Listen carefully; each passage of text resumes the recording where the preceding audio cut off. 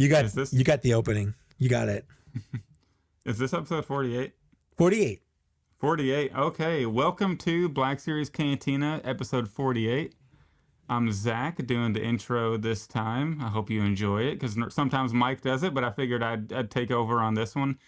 So, Mike, finally, we get some reveals today, which we'll talk about later on. Yep. Hi, I'm Mike, by the way.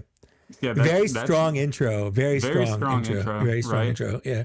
It's just been so dry with news, but thankfully, on a Thursday, Hasbro just decides to, Black Series Cantina is having an episode.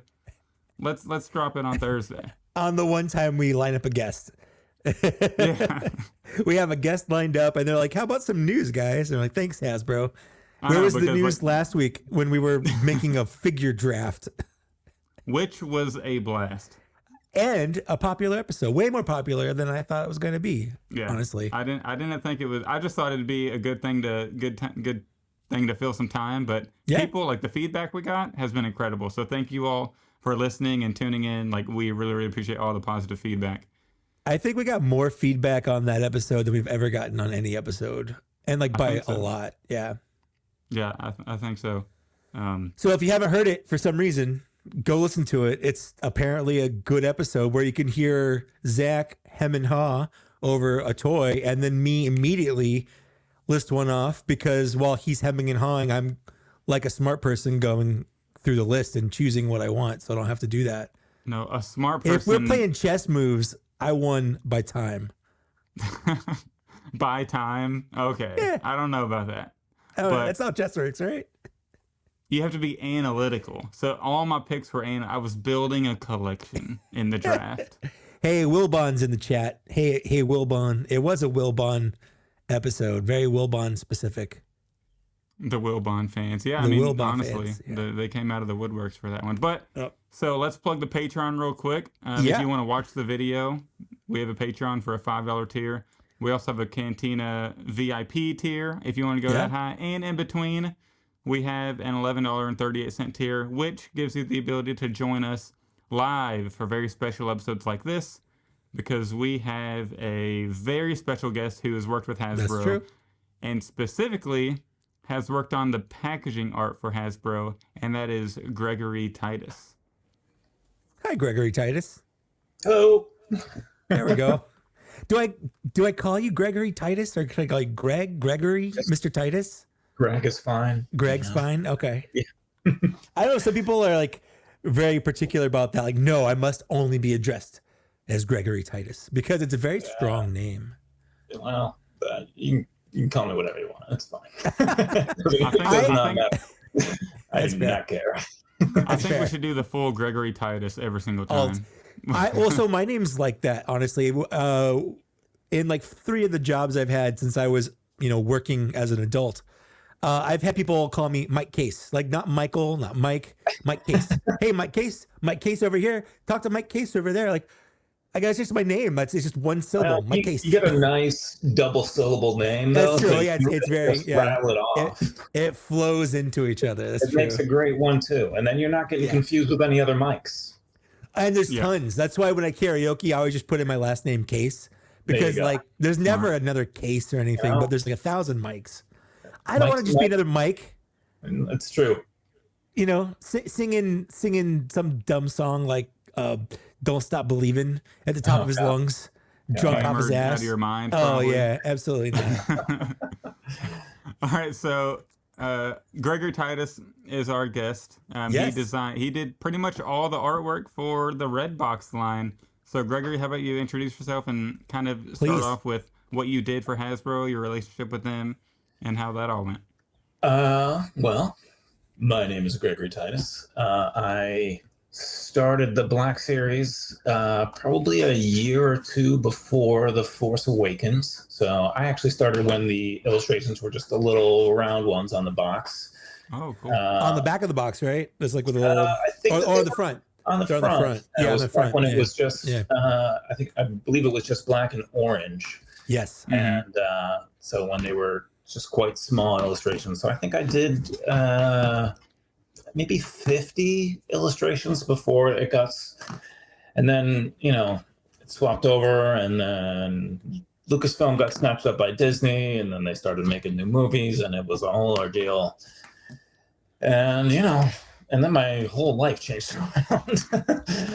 So I had worked at a job where I was kind of bouncing around from, like My Little Pony and Transformers and G.I. Joe, and I did a ton of different stuff. And then once The Force Awakens started, I did Black Series pretty much straight for 9 years. Yeah, you were the Black Series guy. That was it. I think in that time they had one other person do I believe they did the packaging for the Porg. Okay. And it was, I thought it looked very weird. And then I could have done better porgs. I was a little insulted, but then I got to do a Porg for the little amusement park that they did downtown. Oh, the Disneyland? Yeah. Oh, cool. And yeah. Galaxy's Edge. I got to do a Galaxy's Edge Porg, and I actually knocked it out of the park, and I was like, I crushed that guy's Porg. That's awesome. Get that knockoff Porg out of here. I think the guy who's listening to this, that's like, I did that Porg. You suck, bro. Yeah. I think that they were just trying to see if somebody else could do it, most likely for cheaper or whatever. And, they just tried somebody out. That's fair. Didn't quite work out. It never works out. You can't. They came back running. Yeah, this is like, hey, Mom, can we get Gregory Titus? No, we got Gregory Titus at home. And then Gregory Titus at home is that Porg. I mean, it's a business. They are obligated to try and save money, period. Sure. So yeah, absolutely. I'm not going to fault a business for trying to make money. That's why they sell toys in the first place. Yeah, absolutely. So it's a lot. So, do you have any favorites? Like, you're like, I'm super proud of this one, or I could have done better on this one. You know what? When I didn't really like them for the first few years. I had one of the weird things about it is that I had never touched that style of drawing before I did the Black Series. I did one pencil piece of Finn that was supposed to go on a t-shirt, and my director at the time took it to their licensing guy, I believe his name is Troy Alders, and then they just decided that they weren't going to use it for licensing, and they pitched it as the Black Series rebrand, and it just went through, and I was like, okay. And then I didn't really know what that entailed at first because I had been doing the previous line, but that was right as it was getting swapped over to The Force Awakens. So, before that I had done maybe 20 or 30 in a year max. And then when The Force Awakens started, it went off to like, all of a sudden I had to do 125 of them in 10 months. I was going to ask, like, is this like a last minute thing, or are they like, okay, in like 10 months we're going to come out with these figures, we need them done by then? Like, what's the time frame? Yeah, well, I think technically the timeline it wasn't per year, it was per movie. Okay. So, and at that time I think it was they were shooting to get a movie out basically like every 18 months. Mm-hmm. So, but my cycle was it was probably 13 or 14 months, because there was an overlap at one time where I would be finishing one movie and starting the next, where I absolutely was miserable for about 8 weeks, and then it would swap back to this normal period. Sure. So it was a weird thing, man, because when I started, I didn't really know what I was doing because I'd never done it. I think that's true for everybody, and no one ever talks about it. Yeah. So it was a very weird thing because I just pitched a style that I thought was just going to go on a t-shirt. Mm-hmm. Right. Which was like a max, like, hey, I'm going to do this, maybe one more, somebody will like it, I'll do one next year. And, so I didn't think it was something that I would have to do again and again. I probably would have picked something a little simpler. And, I figured it out as we went, but I mean, there was a few in the beginning that were just absolute trash that I had to throw away, and I just, there's weird stuff that you can't really figure out until you do it wrong, like skin tone and things like that, Sure. and like accomplishing like things like people that have really, really light skin or really, really dark skin. And like that sort of feathering is such a delicate process for those weird things. Some of it is great for, you do Darth Vader's all black, you smash it. You can do them all day. Vader's are my favorite because I can do them in an afternoon. But you do like a Princess Leia with like super white skin, it's so hard. Like it's just, they're very, very long, thin lines, and if you go wrong even a little bit, the likeness goes off, and then you have to start again. So is that a cat back there?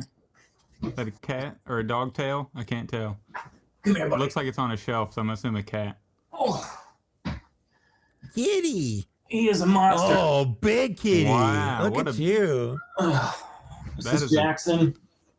He is Jackson. That's a 25 pounds. So he's a lot of. That's a lion. I'm not convinced that's not a lion. He is a Maine Coon. So. Yeah, it's a Maine Coon right there.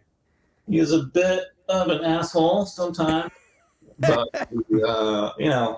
Maine Coons have a lot of predator left in their genes, so he likes to get up in the middle of the night and let you know that he wants to hunt.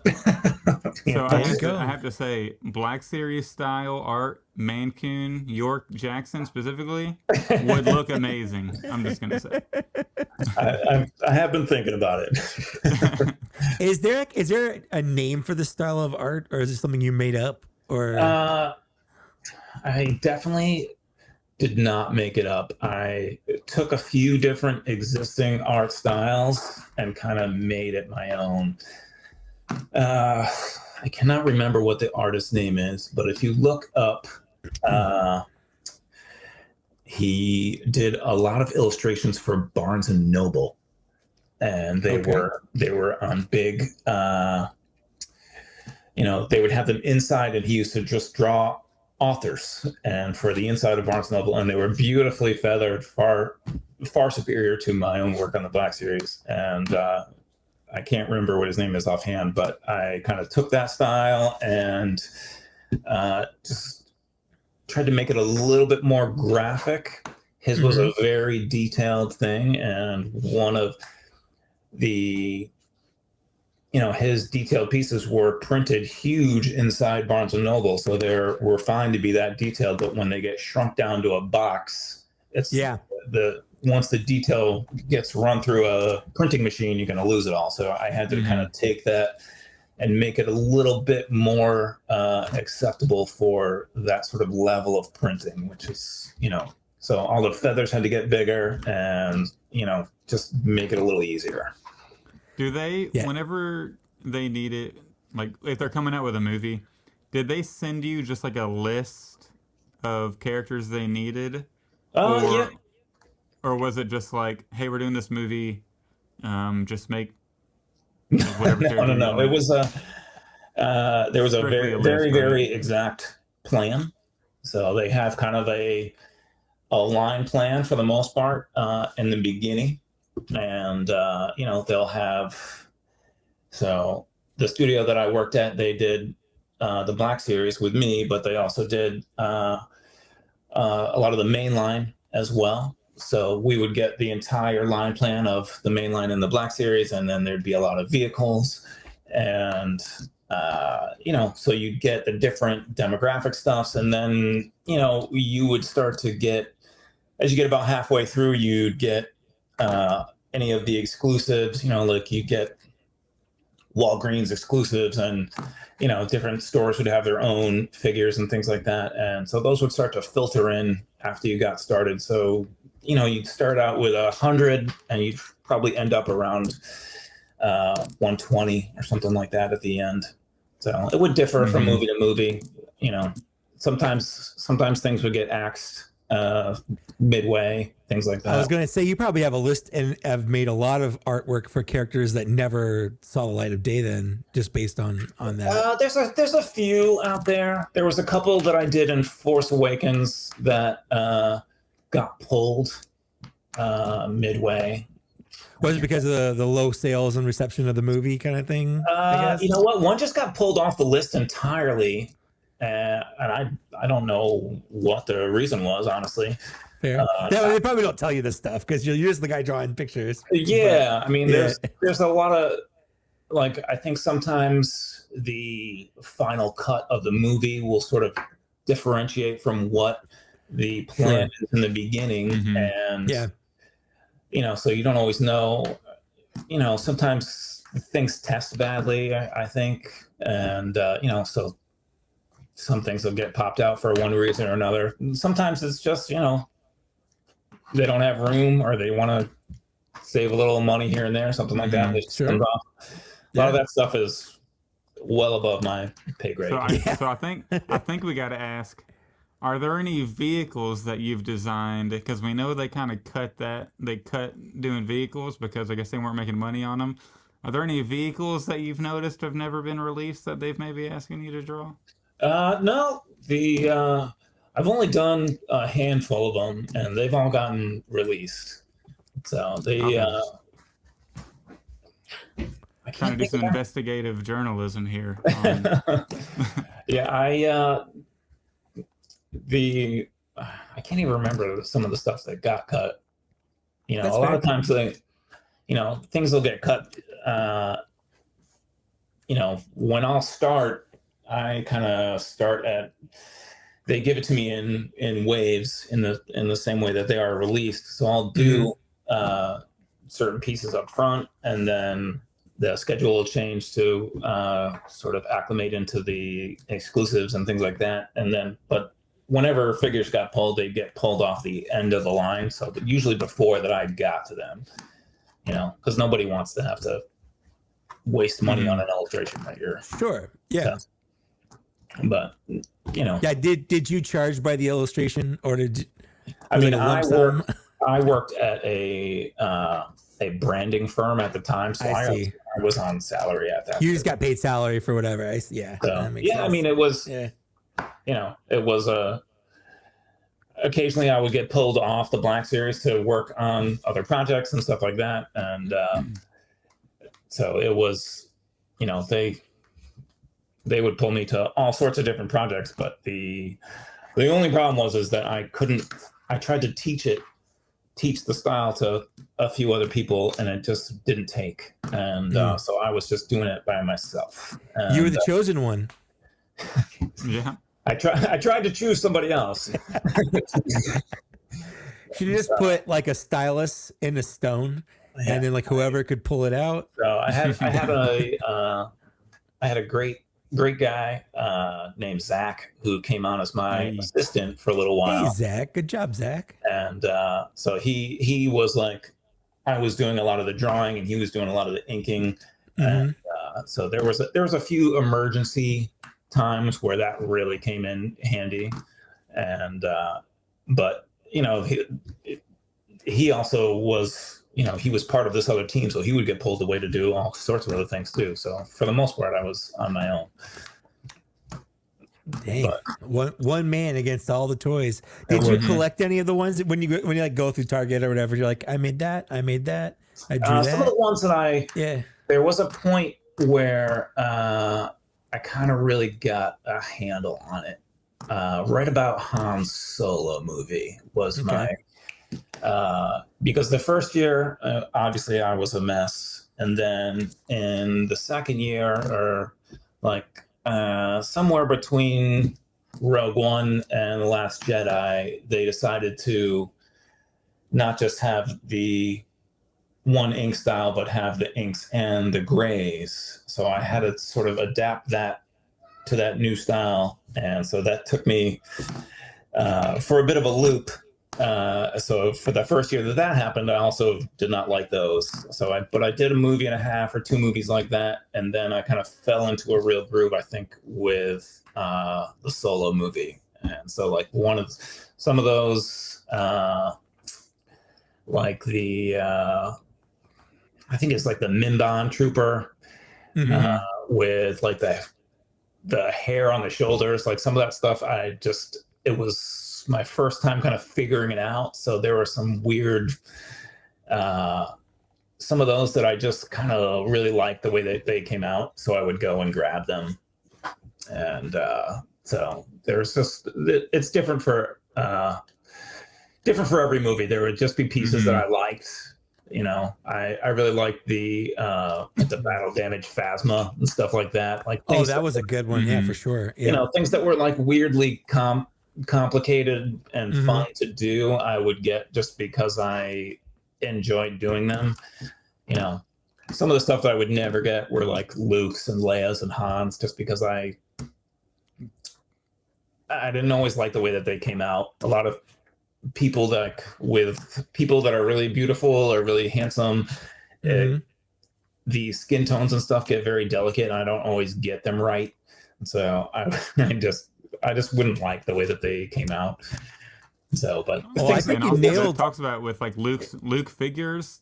Like even Hot Toys has such a hard time. No one can get the guy's face. Yeah, he's got a weird face or something. Well, I mean, there's a huge point in time where, like, for Star Wars, he looked one way, and then the car crash, he looked another way. And that's true.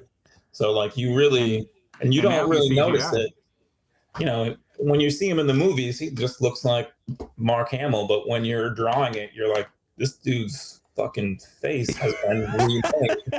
You know, like, he has like a distinctly more angular shape on one side, and you're like, holy shit. You know, like, it's, you know.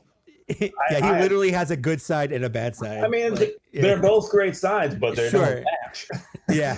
And, you know, so that was a huge thing that you had to get used to. And, you know, it was a weird thing that you just, I mean, I've probably done 30 Lukes, and, you know, I think I maybe liked one of them.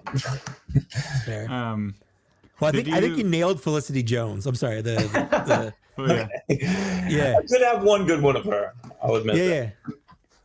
On those ones that like sort of the Walgreens and GameStop exclusive, when you had to add the purple color and the red color for Kylo in, was that a lot of fun adding the color whenever they let you do that? Like, what was that absolutely. Like? I never, the red that I did for Kylo was stuff that I just put in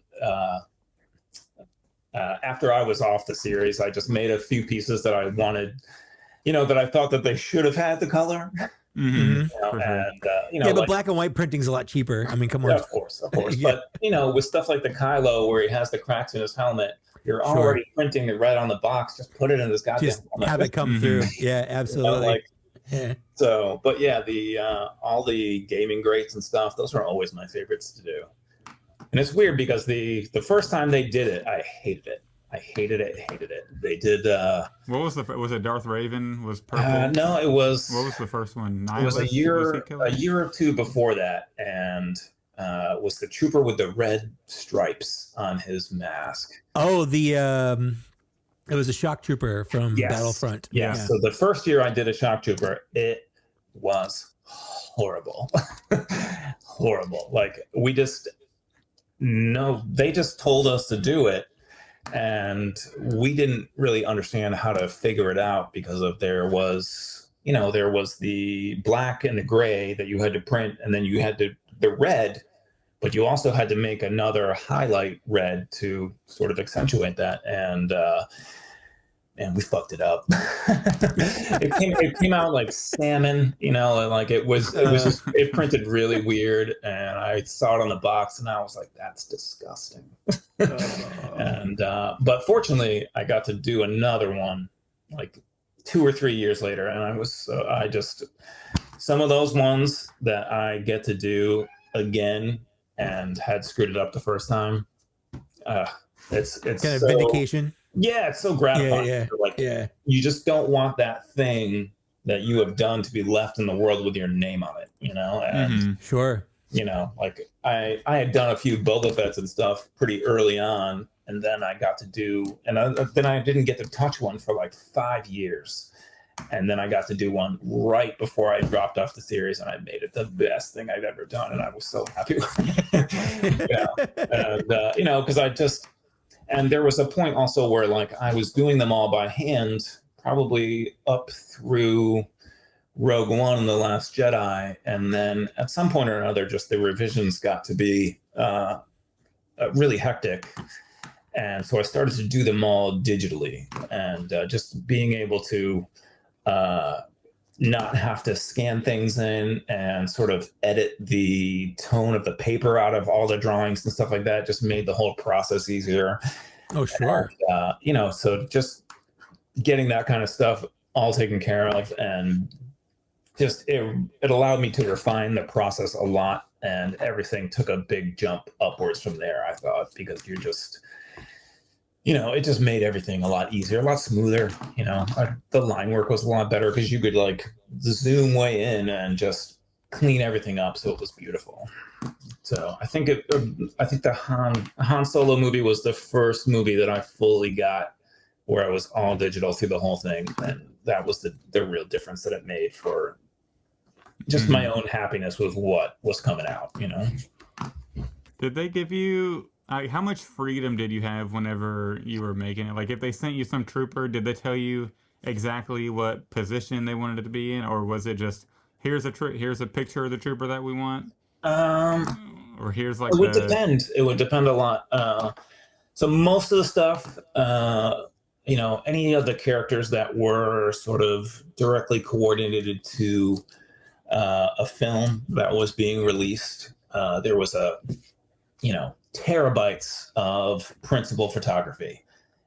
So at the beginning of every movie, the studio got a huge download of 1,500, probably more than that, principal photography, because you get each character in a dozen poses, but you also get stuff like you get 100 pictures of somebody's shoes. Like it was tons and tons of information. So I would just go in and find a shot that I would kind of like, and just kind of figure it out from there. But other stuff, I would have to totally make up, things like, Jaina Solo and anything that never. Oh, that's another good one. That's another great one, actually. Oh, man, that Jaina Solo was the bane of my existence. Oh, man. You know what, though? I feel like you're really, because here's my thing.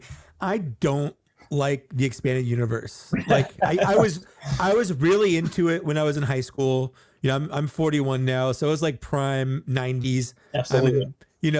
I ate up every book that they put out, and it just got to the point where I'm like, a lot of these books are really bad. Like these are terrible.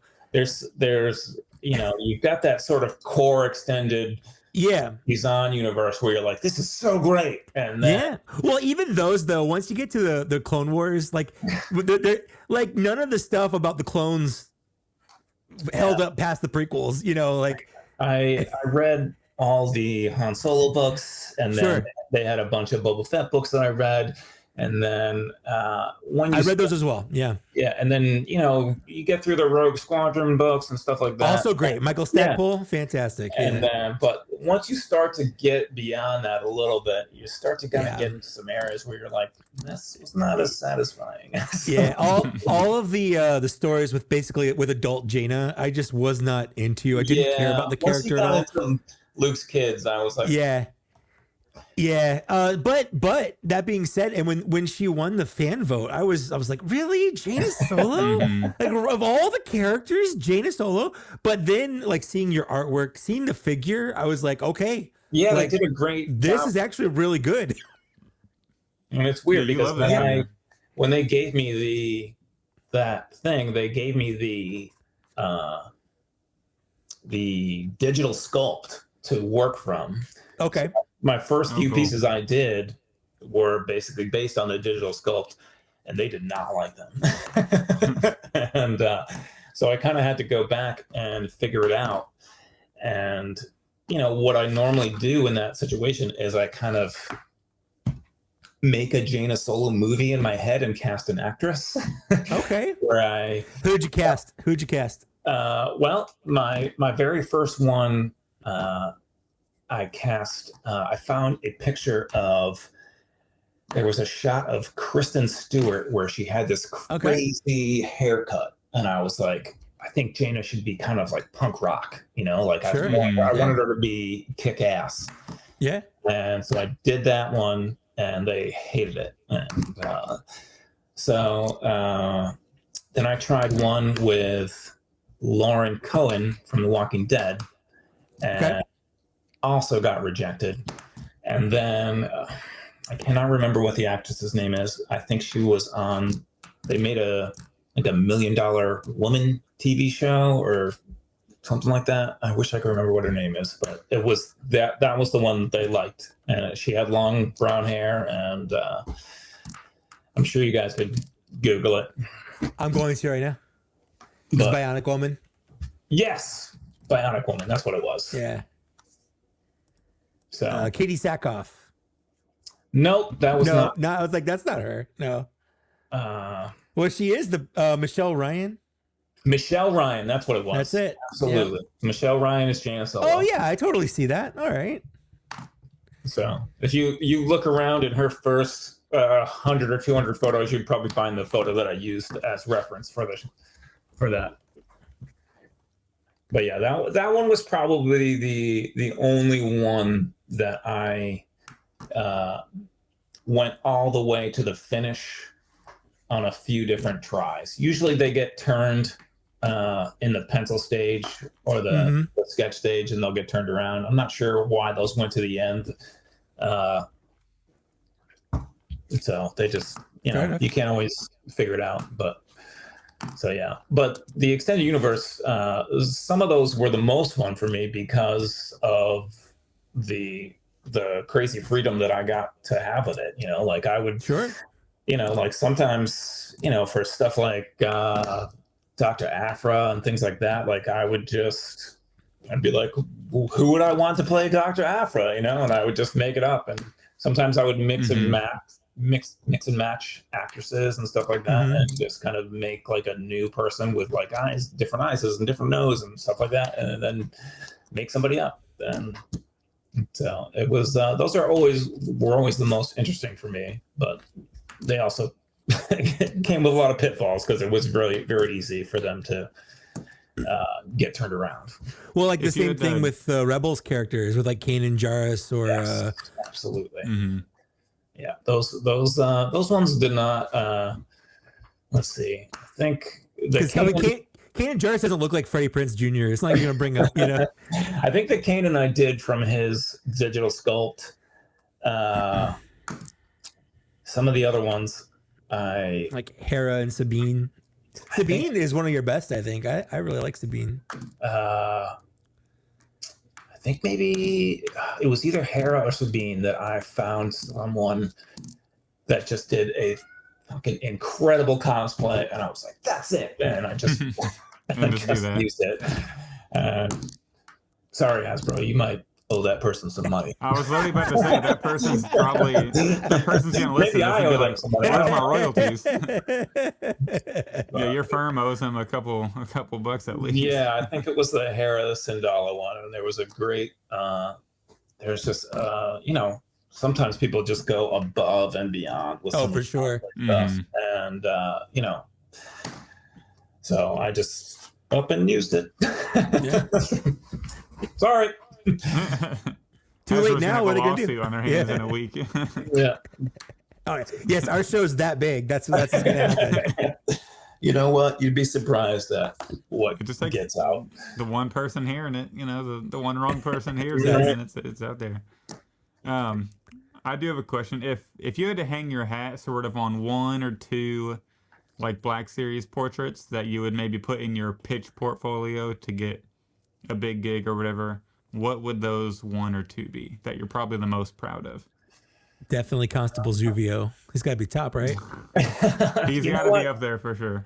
I would have loved to have done Constable Zuvio in the year before I left, because that would have been, I would have done a great job. A lot of the ones in the beginning I really, really liked when I did them, and I look back on them and I do not like them. But like let's see, some of the ones that I really liked, My Han Solo Chewbacca with the goggles, I love. Oh yeah, that's a good one. That's good. Absolutely, yeah. Jedi Revan, I really liked that. The purple effect in that one really came out good. Oh God, there's so many weird ones that I liked. That were. I love the Grand Admiral Thrawn. I got to do one of the. I got to do one for the box, which was the Comic-Con exclusive box with the. Yes, that was the one where he's like when he does this. Yeah. That one I really liked. Although I did the one that I did the action figure for, I did a drawing with him with the sort of, I can't remember what they're called, but it's the anti-force animals that they used on that planet. The Yosemite. That's the one. Yeah. And I did a great drawing of that, and they just didn't want that as part of it. And I was like, "Are you kidding me?" That's like part of his character. I know. I was so excited to do it. It's not canon anymore, though. So that was one of those things where like I really get into sort of the research of it, and I got to do a lot of drawings of Yosemite and stuff like that, and figuring that kind of thing out, and then figuring out how it's going to work on the box and stuff like that. And so you get that far with it, and you're really into this concept, and then somebody over there is like, yeah, no, and you're like, okay, fine. So I like the Commander Obi-Wan that's sitting right here. Oh yeah, I that's a good. I like the Commander Obi-Wan as well. I didn't like a lot of my normal Obi-Wans when he was the ones that I've done with him as an older man, except for I did a decent portrait of him in his Ghost box, and that was the only exception to that rule. I've done a few others where I wasn't real happy with it. Do you like the new Black Series art style that they have going on? You know what? I do like the style. In my opinion, is a little bit more of a mainline style, and I would have liked to see them to have something with a little bit more personality. Like it is. It's not to say that it doesn't have personality. It's very original, and I was part of the team that helped develop it, but I had. Oh, so it wasn't like a surprise to you when they suddenly switched over? No. Okay. Yeah, and then I don't know if you follow, but there's like a lot of like things going out there, like, oh, Gregory Titus was pissed when they suddenly dropped him and switched over to new packaging. Not at all. I mean, that pitch for that packaging was years in the making. That was way before I decided to drop off. It was one of those things where when I got put on the Black Series and basically was kind of taken off my illustration team and then put on my own, and then I basically worked as sort of a lone dude for 8 or 9 years, and they had kind of formed this new illustration team, and I did bounce back with them occasionally, but one of the points I think of making that new style was so it could be done as a team and not as a person. So you would never have the problem of, hey, Greg's been sick for 2 weeks, now the whole line's late, or he's going on vacation. There were some hiccups in the system like that, because when it's all out of one hand, you're gambling a lot. And so they really wanted it to be a style that could be accomplished by a number of people, so you had to have something that didn't quite have enough personality that it was so self-contained in a person, like that thing, that the original style that I came up with is sort of just an extension of how I drew naturally, mixed with this other style that we talked about before. And, so it was a big part of me. And, obviously I was going to be involved in that new team, and I just didn't want to, it's a weird thing having so much ownership of something, and you really feel like, it was like my thing. And then I was going to go back and be part of this team and then have all these other voices all of a sudden that would contribute to this thing. And, you know, I'd also been at that company for 12 years. I think, you know, I just picked that time to be, you know, I thought it was a great way to be like, you know, Skywalker Saga was mine, and I'm just going to call it. So that's really interesting because yeah. I always thought that they switched companies. I didn't know that it was just the same. Yeah, it's the same company. Yeah, that's really cool. So they have a team of when I worked there was probably when I started there I was the only illustrator, and then when I left there was probably 7 or 8 people that were. So it grew quite a bit then. So they, you know, obviously the company grew huge, and you know, so they had lots of different projects going on, so they had to have a bigger team to accommodate that kind of stuff. So, but yeah, the new style, like it's like I said, it's a great style, and you know, it is. I love the sort of narrative storytelling to it, where it kind of comes with a background and stuff like that. I just, you know, I think that I have such an attachment to the sort of the graphic blacks of the Black Series style. And, you know, when I, you know, during that time where we were pitching styles to do that, I pitched a lot of different styles that were sort of, you know, a lot of black heavy sort of marker and pen renderings kind of things that I had hoped it would get picked up, and I tried to do stuff that was a little easier for people to emulate, because I, you know, didn't want it to just have to be me again. And but I think that they had to accommodate a style that was going to be done as a team, so it had to be a little bit more settled into what I can only assume was an easier thing for people to accomplish. Sure. So, yeah, like a collaborative effort rather than just you know, like you need to have people that can, you know, draw and paint and stuff like that, but you can't have too much in one person's hands, because it just, you know, if that person quits, you're in the shit, you know. So, well, you know, I had never, you know, I've been collecting Black Series since the line started, and I had never heard your name until the leak happened. Yeah. I was like, whose art? Where did these come from? Yeah, that was on me. Was it? I was going to wonder, like, what happened there, or whatever. Let's explain this so the listeners who are out of the loop can catch up on this. So I think it was, I don't even remember what got leaked anymore, but I know that, you know, when I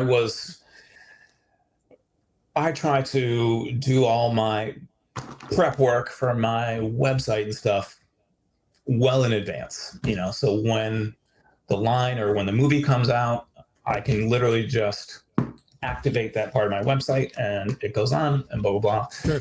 And I don't remember how exactly it happened, but I was putting together parts on my site, and I activated it for a second so I could see how it looked on my phone, so people could go to my website. And then, you know, I think I might have left it on for an hour or two, and somebody grabbed it, and oh man, oh god, man, fucking emails that I got. So did you hear back from how high in the chain did you hear back? Like, did Bob Iger? You get an email from Bob Iger saying no. Like I reached out to everybody that had released it and asked them to please take it down. I was like, there are, you know, repercussions for this kind of stuff. And, probably me, honestly. I was probably posting. That kind of, it doesn't tend to be such of a big deal, but you know, yeah, they weren't like movie characters or anything that hadn't aired yet, so at least there's that. But they were figures that hadn't been announced yet. Yeah, it was like a probe droid, and then there was I think there's Jar Jar. I remember that specifically. It was Jar Jar. I think the only one that you did that hasn't been released yet was Crate Luke Skywalker from The Last Jedi. He's never been released. And I'm bummed about that because that's like one of the only Luke Skywalkers I want from that movie. We got to dive in here because there was a Yak Face rumor saying that it got canceled and it was going to be like maybe a Walgreens exclusive and crate got canned. So do you know any more about this crate Luke situation? No, man. It was, I mean, a lot of this stuff, I don't go anywhere even near to the decision making on that sort of stuff. You know, like this kind of stuff, like they would give me a list at the beginning of the movie and I would hear from them for revisions. You know, occasionally I would pick fights over the revisions and that was the most I would hear from that kind of things. You know, the revision Luke or the crate Luke, it came onto my list and I did it. And, you know, he's on your site. I'm actually looking at him right now. He looks great. I love the crate Luke, you know, like that kind of stuff. He's the best sequel Luke. There we go. And we don't have him. Yeah. And he's like the sequel Luke. He did a great job. Yeah. A lot of those guys, those are, you know, those were when I knew that I was leaving the series. So you know, those are my last 15 or 20 pieces. You know, so I tried to slam dunk all those guys. You know, the Plo Koon, stuff like that. Like you know, the research. A lot of detail on that Plo Koon. Mm-hmm. I had to research the. There is a whole community of mask makers for Star Wars that I was unaware of, and I had to do a deep dive into those folks because when it gets to the details, those guys are all about it, and to the point where they, you know, to get the details, they do super close-ups of all of that handcrafted stuff that goes into his mask. And the problem with characters like Plo Koon is they were not, I don't think they intended them to be big characters when they got released in the movies. So when they do principal photography, it's like one or two shots and it's gone. So, and I'm, you know, Plo Koon was movies and movies ago. So by the time I get to it, it's one or two photos that are 15 years old. And so it's, you know, they didn't have a lot to go on. So I just had to find my own stuff. And so you have to, you know, you got to thank the Star Wars mask makers on that sort of thing. Well, I think you gave him a really cool expression. Yeah, for sure. He's pretty good. Oh yeah. So like these, like Asajj Ventress, obviously she came out in the once they'd redone the packaging. Yeah. So a lot of these you drew, you know, before that change came over. Yeah. So like how I mean, so what you how before they come out would you say you're drawing these? Like what? It depends because there's you know, a lot of them I would do over the course of a year. So the ones that I do at the beginning are basically 18 months in front of their release. Okay. As I get towards the end of the list, that gets shorter and shorter. So sometimes I would work on something at the end of my list, you know, it would as soon as the movie got released, you know, there'd be however many waves of figures that would accommodate that movie. And so, but most of them would happen relatively soon after the movie came out. And, you know, so some of them would be just a few months. Yeah. So, but some stuff, you know, you do, and, you know, you wouldn't see it for 2 years. I would say that your track record's pretty good for having all this knowledge so far ahead of advance, you know, and then only like a couple things got out here at the very tail end. Yeah, it's not bad. I mean, yeah, I mean, that one I screwed the pooch on. That was me. You know, but hey, you know. But hey, maybe that's how I learned who you were, and I was like, oh, that's neat. I think that's how a lot of people learn. There's a person behind these. I'm sure that's how some lawyers figured out who I was as well. You know, that's what they say. Like, bad publicity is still good publicity. You know, so there's my port. Is this the porg? I was gonna say this is the porg, right? Yeah. It's Galaxy's Edge port. That's a beautiful porg. That's like the best porg I've ever seen. That's better than the CGI ones in They actually that got turned around for revisions because they said it was too realistic, and I was like, I don't know how to fix that. You want me to draw worse? That was literally what I said. So okay. That's funny. Yeah, these later ones are just really, really good. Yeah, those are some of my favorites. Go to the earlier ones. Do you got the earlier ones on here? Sure. I mean, this is websites. I got everything. You can go all the way back. Yeah, you can see how tough that was. Like even the edges of the line work and stuff is just really it's difficult for me to look at.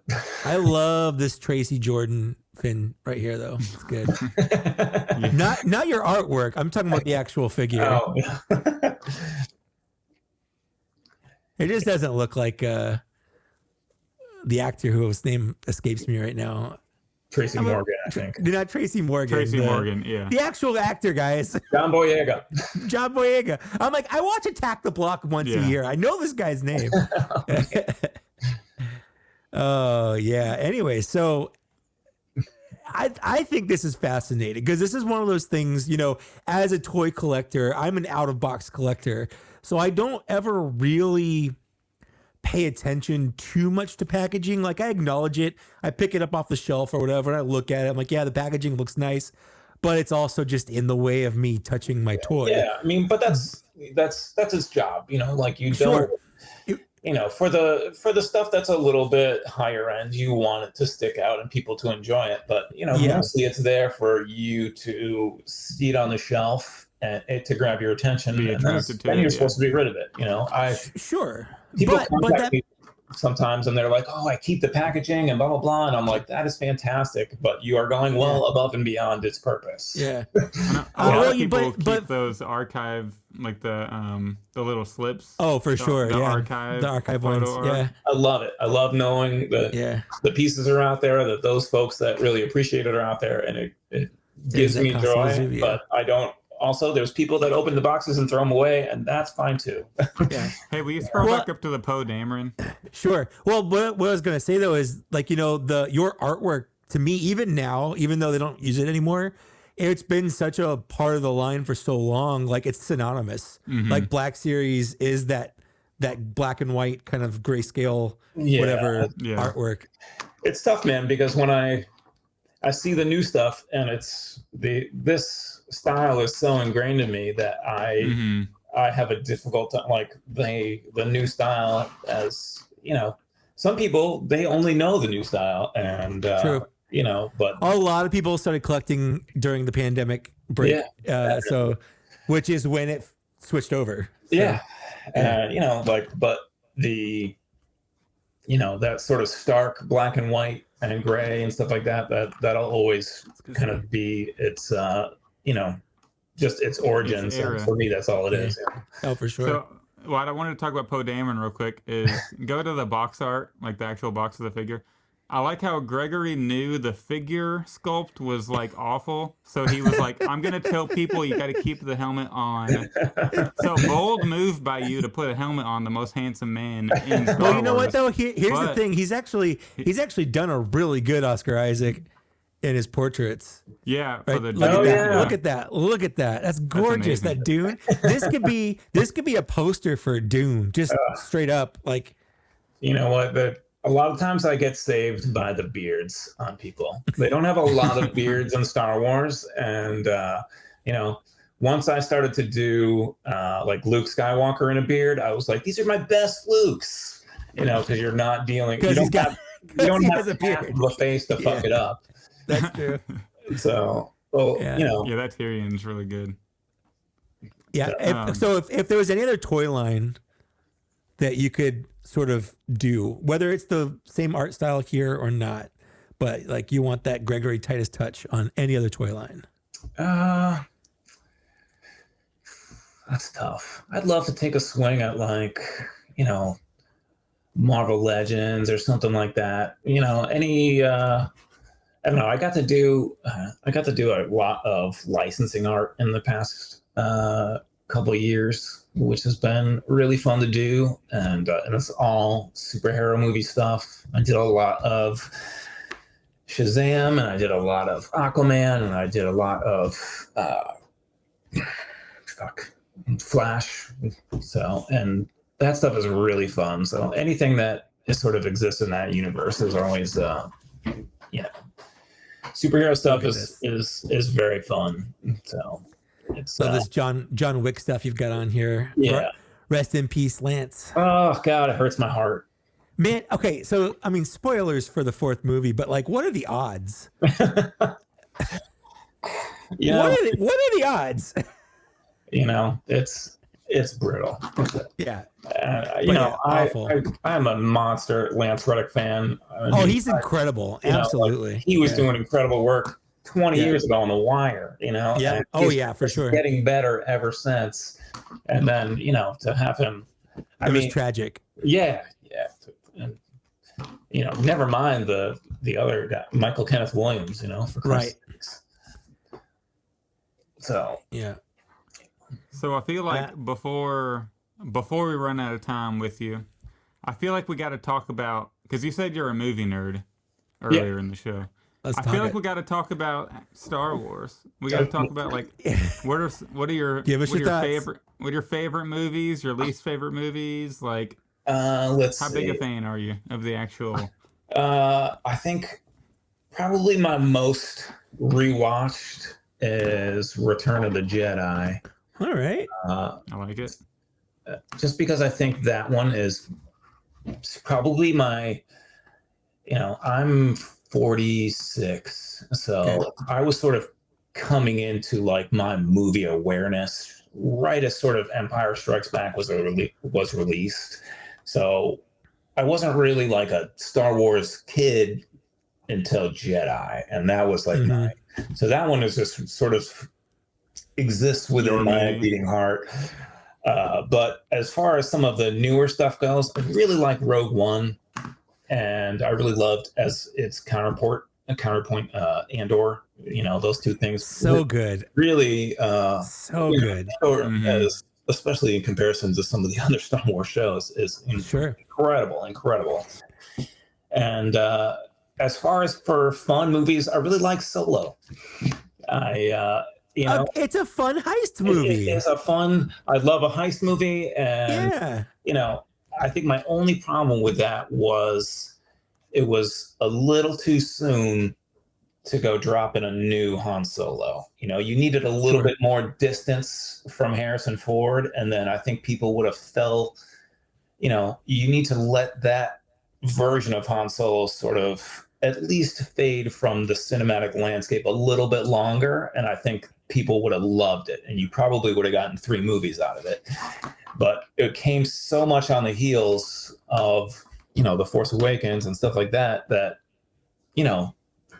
there's so many fans that are my age that Harrison Ford is the only Han Solo for us. Yeah. And, so that abrupt change kind of made it into a weird, it's tough to see that kid as Han Solo because you're like, this person is an imposter. Yeah, I also feel like so soon after Last Jedi, when the fan base completely split, didn't help. It was like 6 months later instead of waiting the year in December. It was a short turnaround. That's for sure. And didn't they release it like a month before?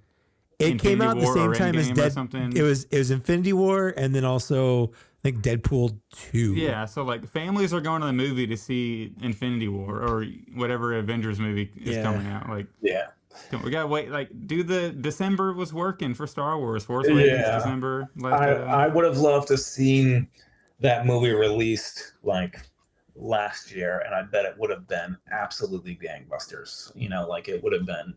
I think it just needed a little bit more time for people to sort of allow the Star Wars universe without Harrison Ford in it, and then to have a new version pop up. I think it paid the price because somebody really wanted to, jump the gun at this thing, and because it was a great movie. It was a super fun heist movie, and it doesn't really have too many spots in it where you're like, oh, this is terrible. Like it's, like it's fun all the way through. And, it's just, I think it just suffered from being too close in proximity to the last one. I think it's only real. They should just do it now, but CGI young Harrison on it and get rid of Alden. Just do a deep fake. Oh God, that's not canon anymore. No. Zach, you're wrong. They should do the opposite. They should deep fake Aaron Aldenreich's face onto the original trilogy. I mean, you want them to do that with Hayden Christensen and Darth Vader, so don't even tell me. Okay, that's because it makes sense. No, it makes sense. Yes, it does. All right, Gregory, listen. This is my pitch. In like 20 years, when Hayden is a little older, just refilm like him, like Luke taking off the mask, and then it's like actual Hayden under there instead of this random 80-year-old guy. It makes sense with young Hayden as a ghost. Hold on, the man just told you the Return of the Jedi is his favorite Star Wars movie, and you're like, what if we fundamentally change one of the biggest moments? You know what? I would probably appreciate that, just because it would fall into that nice bit of continuity. Like if it had been, if you had seen Vader's face through entire Return of the Jedi, then you'd have a lot more attachment to what I believe was David Prowse's face in that scene and stuff like that. And, and then it would be not cool. But I mean, it is 5 or 6 seconds. You drop Hayden Christensen in there, I'm fine with it. Hell yeah. I'm falling into Zach's camp on this one. Hell yeah. Hayden for the win. All right. So are you team Hayden as a Force ghost, or the original old guy that doesn't make sense because he's 80 years old, even though he's canonically only like 45 years old in the scene? I'm team Hayden. Woo! I wasn't on board for a lot of the re-release changes, obviously, because some of them are bad. Some of them are a bit McClunky, if you will. A little bit clunky. But they a lot of the stupid additional stuff that they threw in was obviously, but they cleaned up the cuts of the movie and stuff like that, and so they were really beautiful. That's what I wanted. Yeah, just clean up some of the effects. Yeah, and like obviously you're talking about movies that were made in the 70s and getting cleaned up 20 years later, and and that is great for them. But I could have done without the Harrison Ford bopping up over Jabba the Hutt's tail. Yeah, that's pretty awful. I was like, Jesus Christ. And then Boba Fett walking by the screen in a new hope, looking just giving straight, the camera looking turn. Straight at the screen. Looking straight at breaking the fourth wall. Boba Fett here. Now I'm in all 3 of the original movies. Yeah. So it's those. I mean, those are probably the movies that existed with me the longest, because I had the original trilogy in my little VHS, and then when those came out, I bought them, and those are my most watched for the longest amount of time. So, those are probably the ones that have the most imprint on me as the re-releases. So, are you a prequel fan? Parts. Yeah. I'm not a big Attack of the Clones guy, but I can definitely get down with the third one. And there you go. That's when it really started to get fun. The first one, everybody loves Liam Neeson and everybody loves Darth Maul, but man, that little kid, that's a tough sell, and I feel bad because man, that dude had a hard life after he got out of Star Wars, and people just fucking ran him through the ringer. Jake Lloyd, I'm sorry, dude. Sorry, Jake Lloyd is so fucking mean. Jake, if you listen to this, we love you, man. Bro. We know it wasn't your fault. We know it's not your fault. Yeah, I'm sure you probably would have been a great actor if you didn't have to start when you were 5.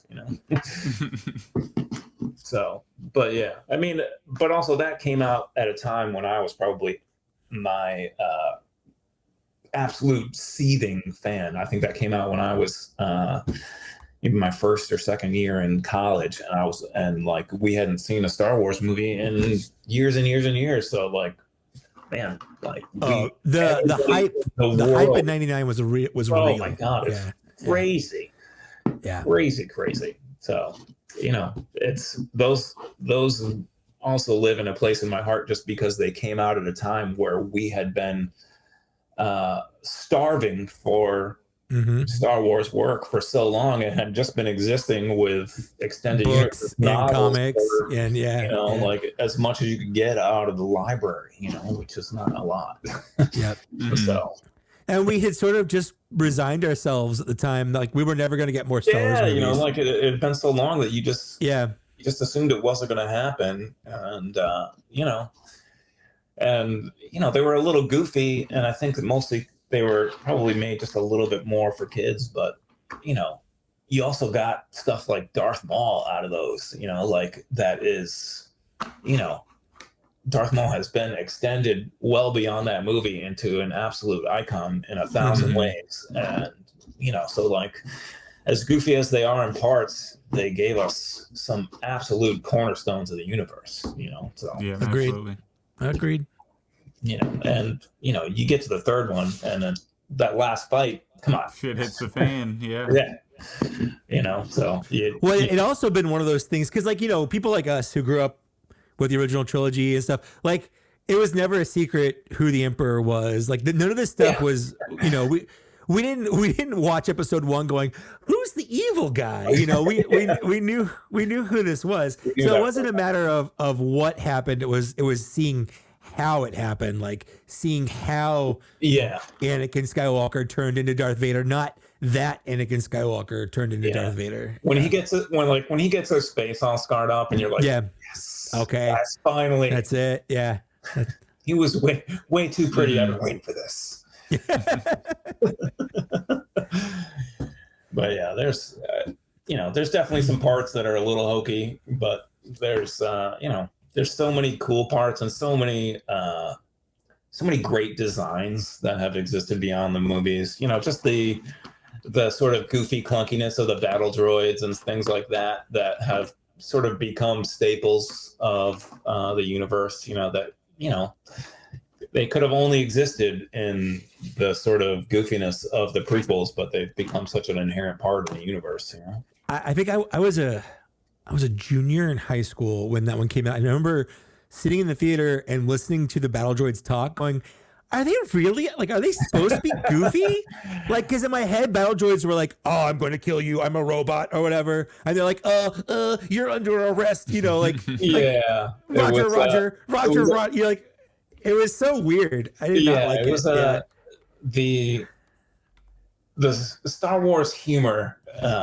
It was always weird. The George Lucas humor. Yeah. I think so much of the humor in the original trilogy is kind of centered around the Han Solo snark, which is such a beautiful achievement for comedy, and then it switches over to the prequels where it's a little bit more for kids. It's on the nose.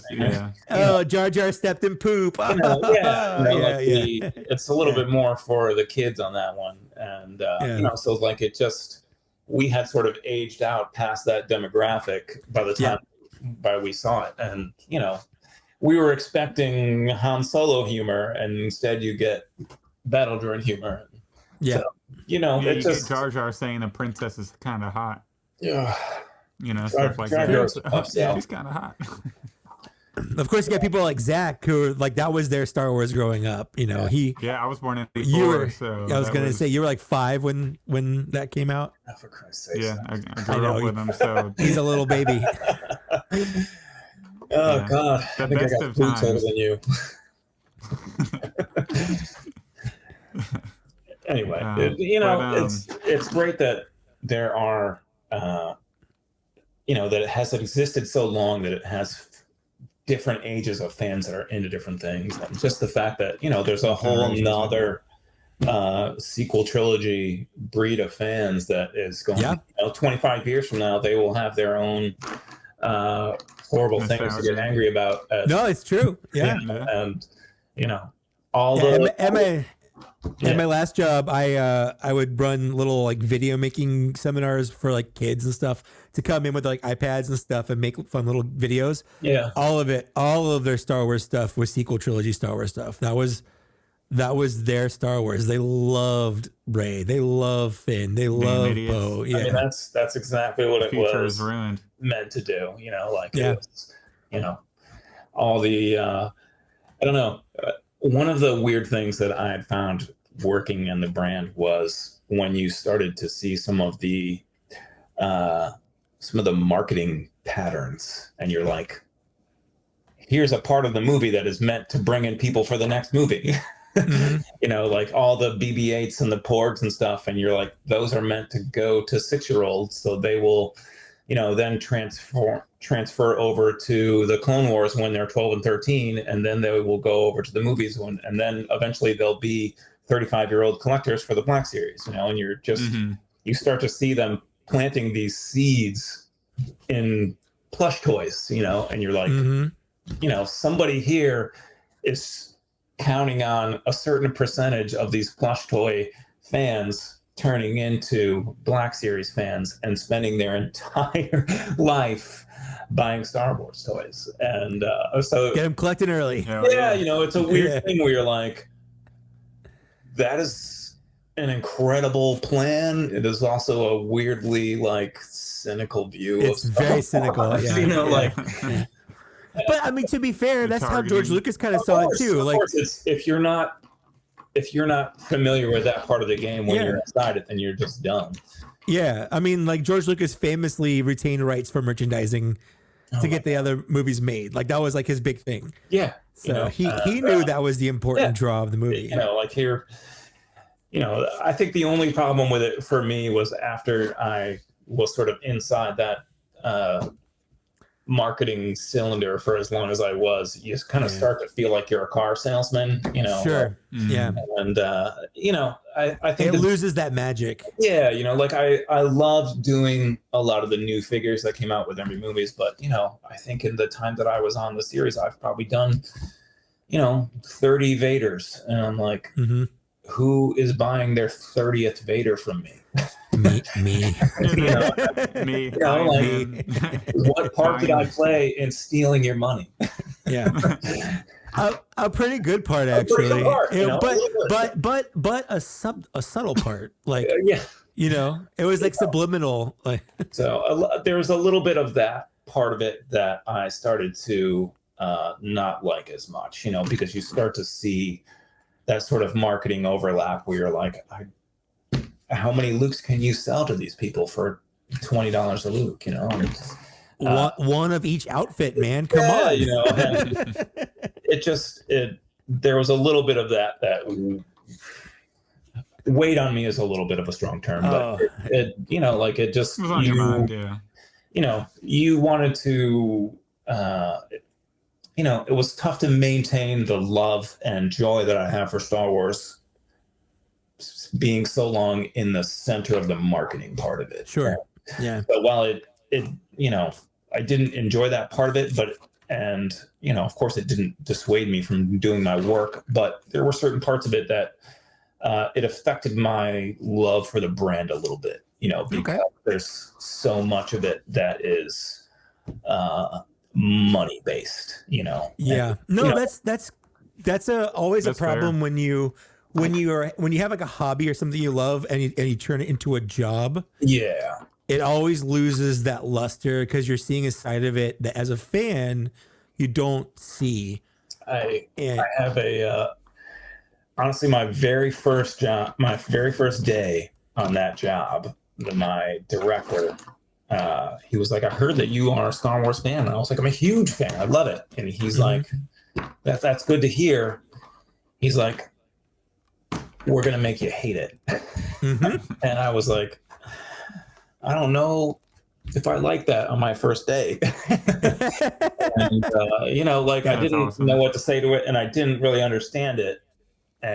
But I did understand it on my way out the door, Sure. And because it, that much time in sort of the sales part of it does start to grind on you a little bit, and you just like you look at yourself when you're like, oh my God, this is like, when I was a teenager and all I wanted to do was watch Return of the Jedi and skateboard and then come back home and watch Return of the Jedi. And, you looked at the level of love and affection that you had for the brand and the movie and all that stuff. And then you come back to it as an adult, and after being so involved with it, it sort of grays it out a little bit. And, that part of it it's tough to get it back, but I've been finding that the farther I am away from it, and like I really loved watching Andor, and then and you start to feel a little bit of that because I don't have that part of me in it, and I don't have to. You haven't been drawing Cassian Andor's face for the last 18 months or whatever leading up to it. I'm excited for where it's going to go, just because, honestly, like I really loved The Mandalorian because I saw like a tiny bit of The Mandalorian for licensing our purposes only. And so I didn't even touch any Black Series Mandalorian stuff until it was done. So I loved the first season of The Mandalorian because it came to me and I saw basically the outfit and a couple of shots, and that's it. And I was like, I'm so much more in love with it when I don't know anything about it. Sure. And so that was, and now, especially now that I've got 3 or 4 years out of it, that sort of affection is returning, which is nice, That's really good to hear. Good to hear. Because it takes its toll.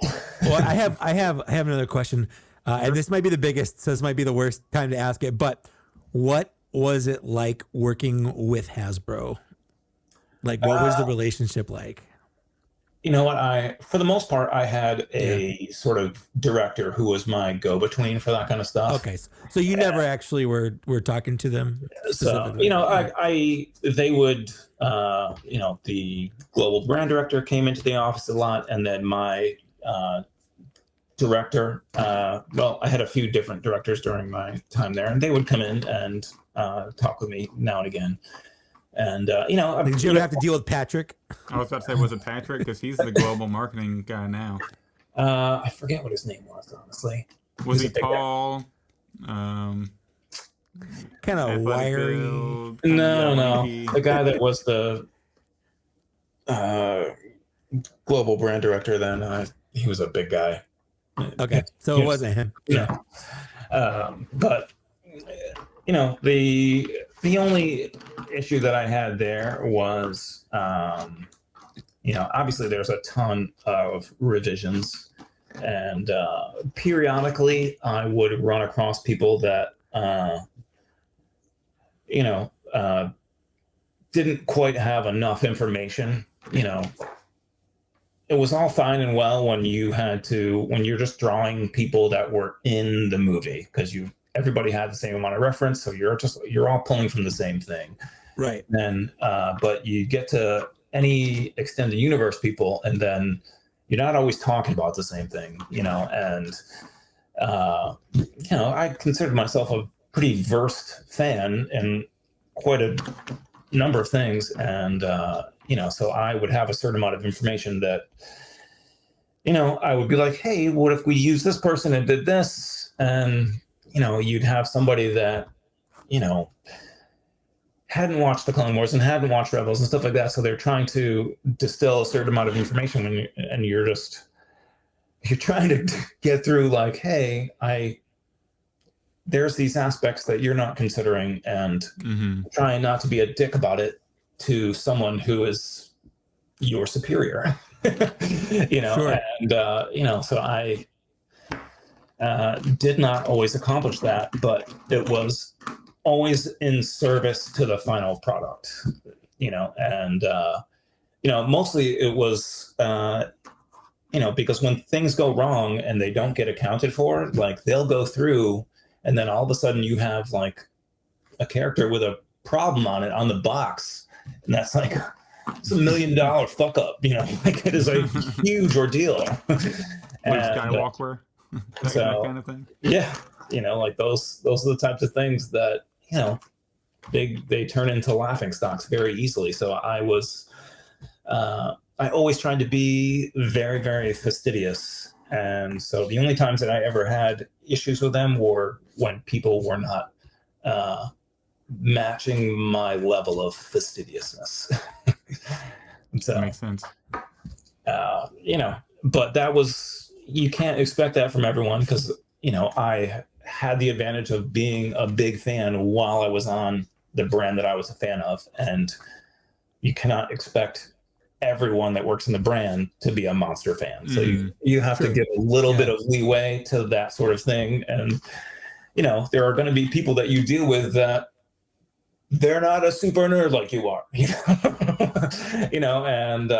so you have to, there's people out there that are just normal people and they play golf and do whatever normal people do. And they don't know anything about Star Wars. And sometimes they don't come home to their room full of toys. Yeah. And sometimes you have to report to those people and, they don't quite get it. And it's no one's fault. Those people just got hired to do a job and they're trying to just help me do mine. They just, don't always have the familiarity with the, and part of it's my fault because I'm just a monster Star Wars nerd and I know a lot of stuff. How dare you? How dare me? So I tried not to raise a ruckus too often about it because for a little while it got between my boss and I, and he often didn't like having those conversations with me because it made our working relationship very tenuous. But there were a few instances towards the end where I had to make a stink about it, and some of the battles I won and some of them I lost. So I really wanted there to be a snake in the illustration of Yoda, and I did a version with the snake, and I was like, he comes with a snake. He came with a snake when I was a kid. He should have a snake on the box. I was like, I can see the snake. It's in the box. I was like, he should have a snake right there. I was like, there's no reason why you shouldn't have a snake, and they completely kiboshed it. And I did so much research into cornflower snakes and all these different types of snakes, and my intern at the time had the type of snake that was in the film, and I was like, take pictures. We're gonna have a great time doing this illustration. It's gonna be fantastic. And speaking of the snake, I literally and I just so stuff like that where I just snake conveniently right next to me. That's the one. So it is that was one of those things where I think the main problem was my level of excitement. I was like, I'm going to do a sick Yoda and he's going to have a snake around his neck. There's never been an illustration this good of Yoda that I'm about to do. And then someone would be like, no. I'd be like, they're stifling your creativity, man. Yeah, that's what I felt like, but that's just because I was so personally invested in it because of my level of fandom. So most of that stuff is on me because I was just super into it, so I'm just in there causing problems because I'm a fucking lunatic. Well, we can't thank you enough for your time joining us tonight, and we went over our estimated time with you, so we really appreciate your generosity. Thank you very much. Absolutely. Whenever you guys want. Seriously. Wow. All right. On behalf of all Black Series fans and collectors, also thank you for the art you did. It is legendary at this point. It's almost I don't want to make us feel old, but the artwork is almost nostalgic. Those orange boxes and those blue line boxes. I mean, that was 10 years ago at this point. Yeah. So... even Red Box at this point, it's nostalgic. I love the black and white, the grayscale artwork. It is fabulous work. So I really appreciate it. That means a lot. I mean, when I was collecting, because I first got collecting Star Wars figures in '95 when the Power of the Force 2, super beefy figures are coming out. And I remember, my mom brought home some figures she picked up at a garage sale. And I'm like, what are these old vintage figures? Whatever. Like, and like, those were only 10 years old at the time, but those were vintage at the time. Yeah. So it's all a matter of perspective. It absolutely is. Yeah. 10 years was a long time. It's a long time. In the toy market brand, Yeah. So, but no, I super appreciate it. You guys ever get stuck for a guest, man, just drop me a line. I'll pop on.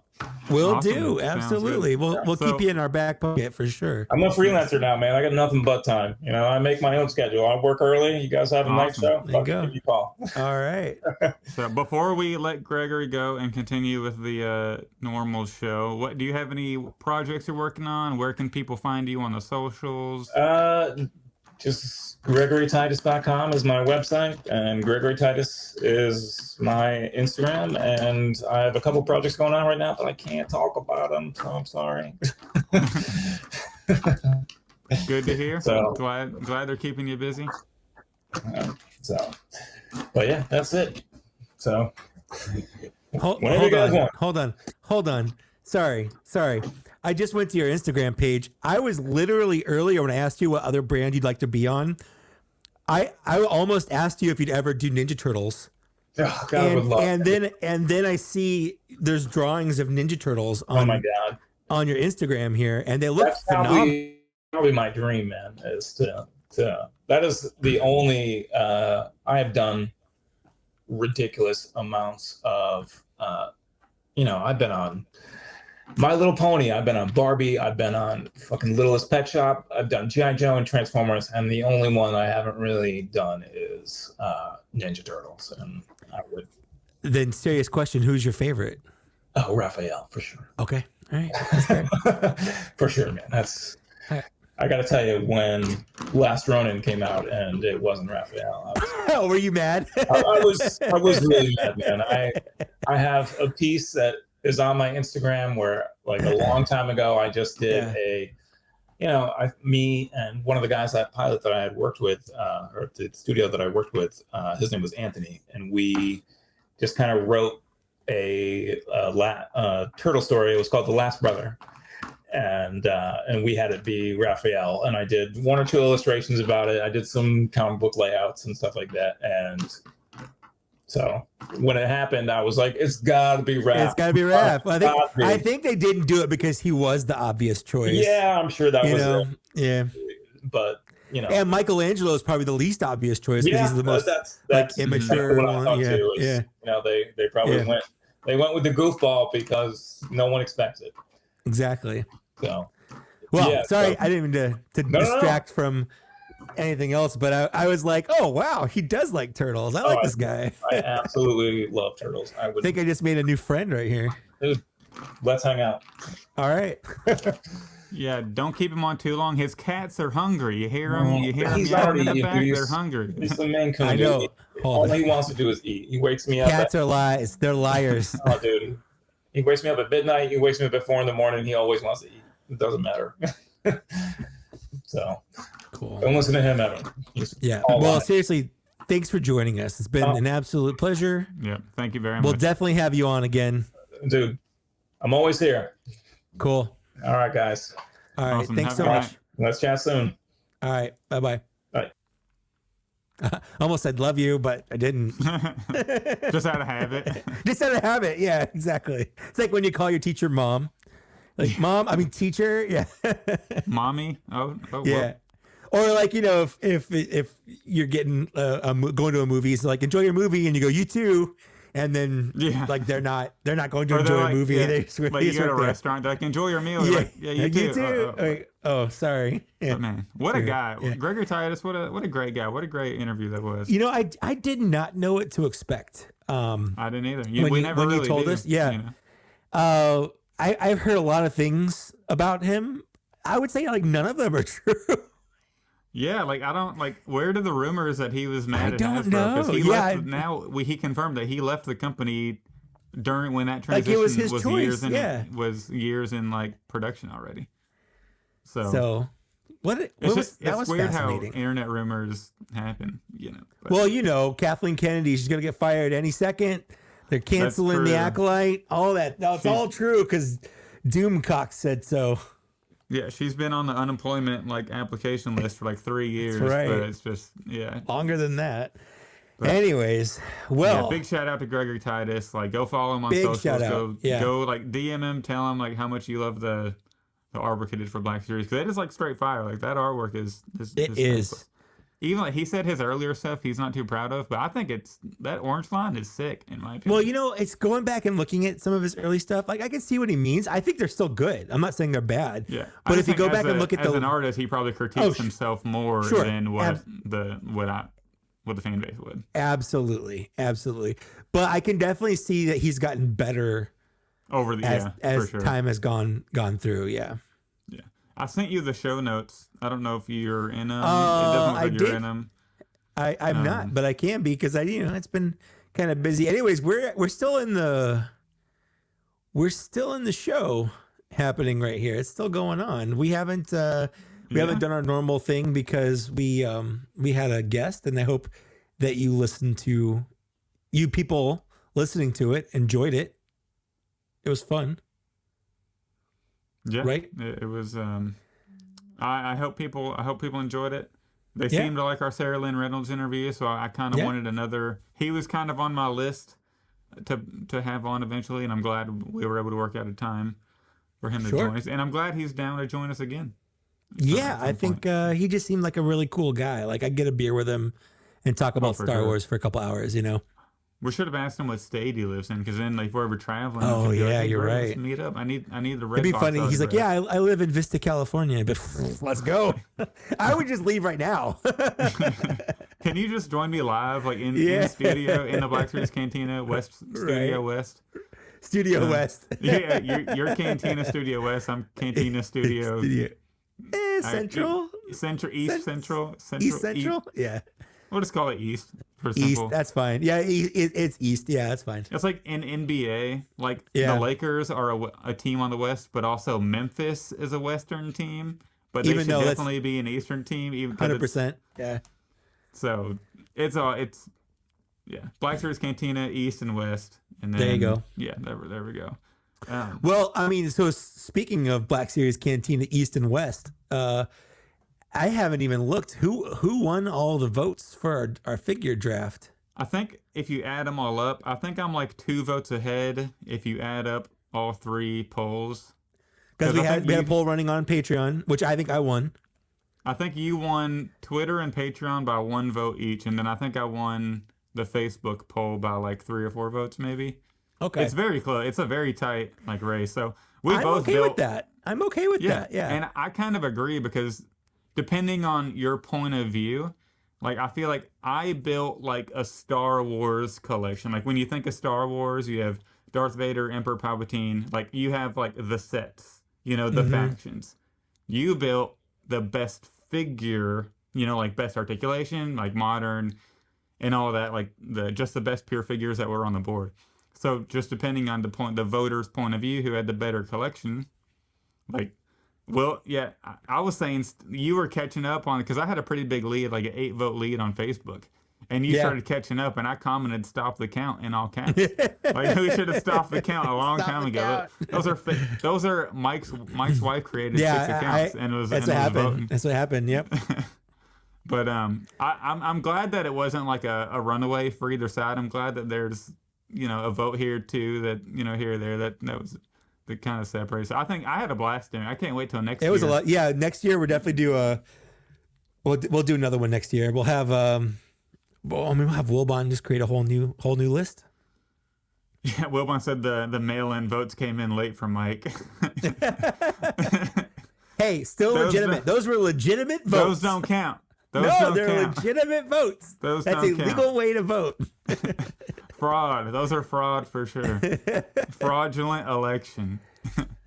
But yeah, that was a blast. I can't wait till next year. And then, so we'll come up with now that it seems because last year it seemed like Hasbro, every other week we would get 1 figure announced. And then a thing would happen, an event would get the 10 announced. But every other week it seemed like it was steady. But now it kind of seems like they're going back to, let's announce 20 at a convention, and then nothing for nothing for a long time. And then another 15, and then nothing, which is worse for podcasting. it's better whenever they're just consistently released in one or two and we can talk about it. But we do got some awesome figure. We even got some non-Black Series stuff to talk about, like here on the list. So we want to start with some fine additions. I'm absolutely down. You want to go first? Do I go first? You go first? I go first? I'll go first. I'll go first. All right. So I'm going to start with my one and only Black Series just to get out of the way. Make yourself big for the visual. Big mode viewers. For Mike right here. So I did end up getting the Revenge of the Jedi. Oh, Darth Vader. He looks fantastic. You were absolutely right. This one? The one I've had for a couple weeks now? Yeah, that one. The one that you had for a couple weeks. I literally got him the day after the last episode. Like that Friday. I got up Thursday to go grab it, thinking that it should be a fine edition. But then when I got there and grabbed it, in my head I was like, I already did this last episode. You did it last episode. Nope, you don't. So I'd have wasted some energy going to grab it. Yep. So my next. So I've talked about this a couple of times. I've brought up my budget before. I was not okay. Okay, I want to preface this on my budget. A second. I want to preface this for a second. Yeah. Mike's budget is not doing good. It's not. I was actually pretty good for a couple months, like June, May. Well, not June, because that's this month, but May, April. I was actually doing super well. Even March for the most part, even though we hadn't even started it. But I had almost 3 solid months of following my budget. But so the problem is when things come out unexpectedly that I wasn't expecting to come out prepared for, it throws off your budget completely if you refuse to make concessions, I guess. And that's what happened. Is the second day of June I got, the whole wave of Black Series figures, which weren't supposed to be out until like August or something like that. So I got Bastilla Sean, Fourth Sister, all that stuff. Then I last episode I talked about there's a 4-pack of comic Ninja Turtles that were hitting Target. Yeah. I didn't expect that to be $150, which is what it ended up costing when I found it. But I did pick it up, and I will say they look phenomenal. This is Raphael. This is Raffaello. This is Raffaelangelo. And then we have Raffinardo. And I call them that because they're all wearing red bandanas because they're from the comics. And in the comics, they all wore red bandanas. So it's just a funny joke. It's a funny joke that I was making. LOL. For a second, I was like, why is he saying Raffaelangelo? I was like, is he tongue because he's Michelangelo who's wearing a red mask. He's wearing a red mask, yeah. And the problem is I took pictures of these. I love them. They are fantastic. I almost didn't buy them because of the price, but I was like, you know what? Like I'm just gonna eat into next month's budget. Not a problem. I love these, and I don't know. It's one of those things you don't know if you're ever going to see them again because they're popular or whatever. So also, I saw them on Mercari and eBay for like $400, like way expensive. Absolutely, yeah. This is a high resale. So when I saw it, I'm like, nope, I got to buy it now because I'm probably never going to see it again. Yeah. Exactly. The problem is I posted them on on Reddit, got a bunch of upvotes from people that like my picture, and someone messaged me is like, do you have the other turtles, the other comic turtles? I'm like, the NECA ones from like 2008 or whatever. And he's like, yeah. I'm like, no, because like those are always, I wasn't really collecting toys then, and they're super ridiculous high. And he's like, well, they're on eBay KOs. I'm like, I knew that, and I've known that for a long time, but I've never just gone to go to look at them. And he put me a link, and I'm like, okay, so these are knockoffs of NECA 2008 Ninja Turtles, but they're colored, they're proper band colors because those were comic as well. So they were all originally red as well. But I just love the style of these. And I think they're actually better than the originals because they have like an ankle tilt that I'm pretty sure the original figure didn't. And they have a waist swivel that the original figure didn't. So even though they're KOs, they've been enhanced, kind of improved, I guess. Yeah. But I like the style of these that kind of look a little bit more like the original Turtles. So we got Leonardo there. We got Michelangelo, and he's got like real chain, nunchucks and stuff like that, which is pretty cool. And then we got Raphael, and he's the only one I have problems with. His arm here does not want to bend, and I've heated up. I can't get it to budge. And then we've got Donatello, and his staff is a little bent, and I haven't fixed it yet, but it looks good. Love him. But then it didn't stop there. My illness continued. I was at Target a couple days ago, and the Ninja Turtles from the new movie came out. Now, granted, these are only $10 a piece, so I was not breaking the bank. But $10 a piece adds up. It's $40 for all 4 turtles. Yeah, absolutely. But I'm loving everything I see from the new movie, the Mutant Mayhem, I think it's called. And I picked them up, but then after picking them up, I was like, these look really plain. And I saw on Reddit someone had taken a Gundam marker to it and marked it up, and I did the same thing where I just kind of panel lined his shell just to give more detail and more definition. Yeah. And I think it really came out super, super nice. Yeah, for the people who are watching this and they can't really tell great, like the pictures he sent us in our group chat, like from like regular to his improvement, like anybody who buys those, you like have to do it. It's insane. And you know like what? The difference. It was super easy. I suck at panel lining. I can't draw. I do not have a steady hand. I can't do it. But with the fine tip marker, like there's the details there. You're just basically putting the marker in the divot and making a mark. And I can do that. Michelangelo is probably my favorite. You could probably do that with like the clones and the Bad Batch. Just get that Gundam marker because that hunter mold specifically has all those scratches all the little throughout scratches and stuff. Yep, that aren't detailed. So you could just take the Gundam marker and improve that. I've never done this where I've taken an off the shelf figure and like more or less permanently altered it. But I really like the way that these came out. So that one's like nice and bright, so you can see on the chest really good. Yeah. So I really like them. It takes it from looking like a cheap toy to like an actual collectible almost. Yeah, they kind of look a little bit more like what NECA would do or something. And then the last thing I got, second to last thing I got, I did complete my Turtles set with the movie monsters. So I got Donatello, Invisible Man, and I like that he has like clear parts that you could put on him, and his shell is clear. I dig it. So that's Mummy Mikey, Hunchback Leo, Frankenstein Raph, and now Invisible Man Don. And that's all I'm buying. I'm not buying. There's like a Splinter, Van Helsing. There's like a Bride of Frankenstein, April, and I think Fan of the Opera, Casey Jones. I'm not getting any of those. I don't care about them. I did Wilbon. I caught turtle fever, and the only cure is more turtles. Yeah, that budget is hurting because literally in the group chat, so bad.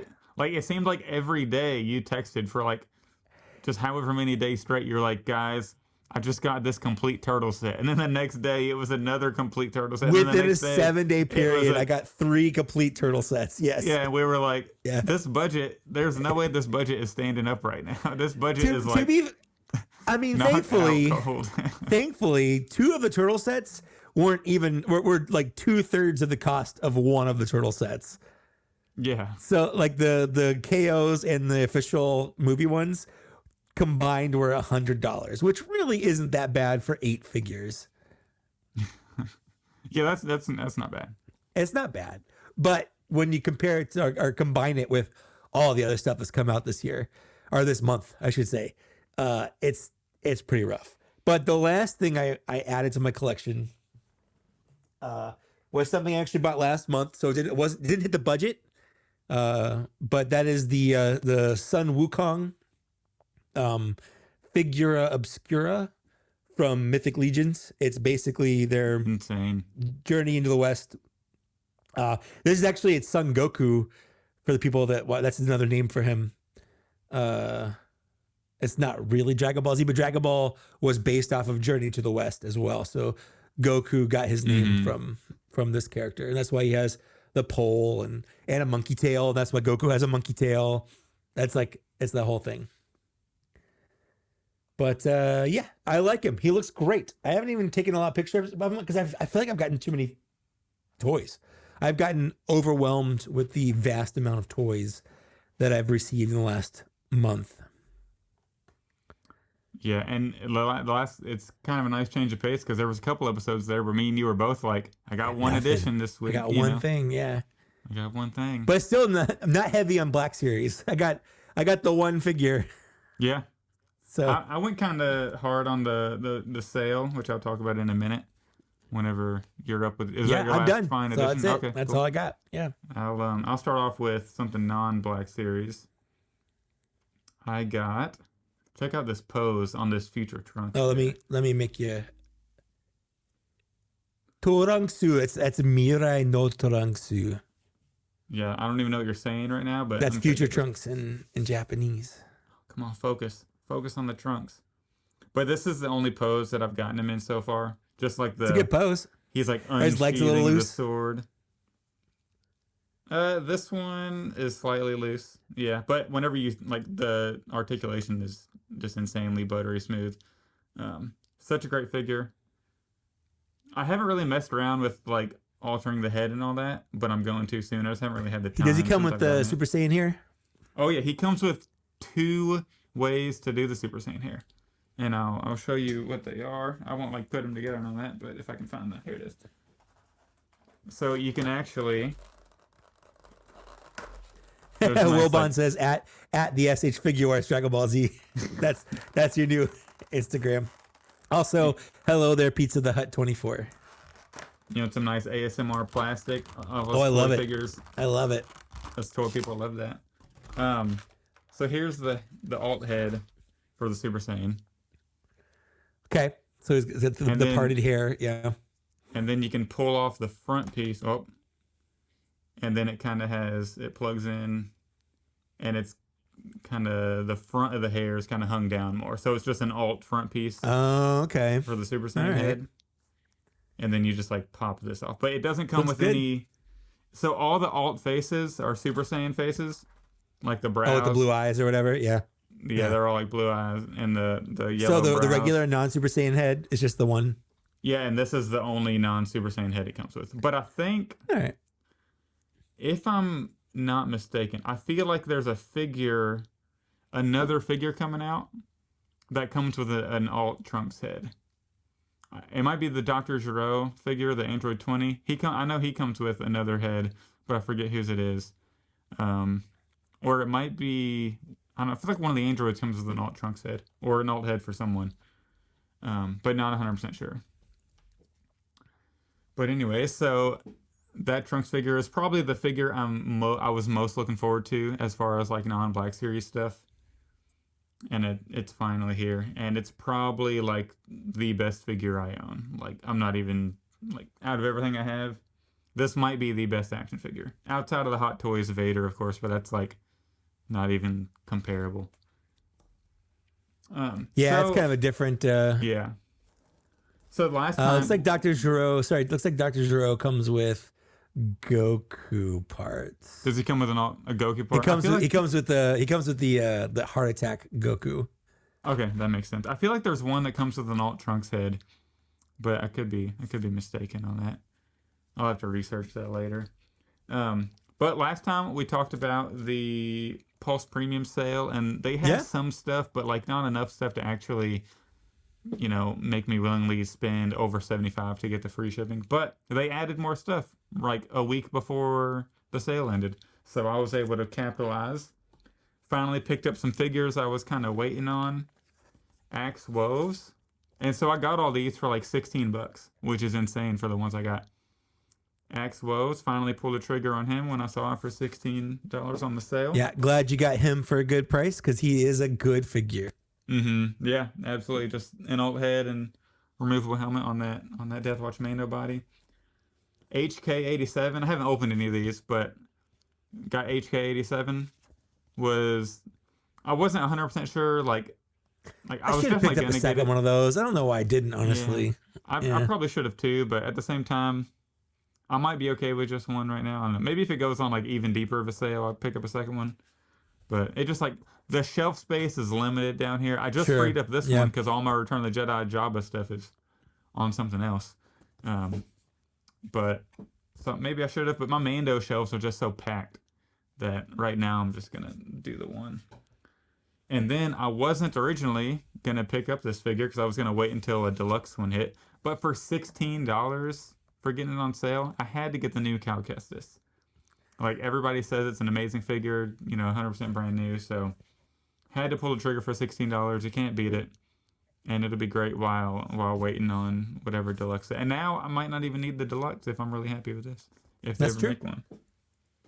And then the last thing I got from the Pulse Premium sale, which I thought it was like $17 on sale, but I thought that's an insane price for Scar Trooper Mike.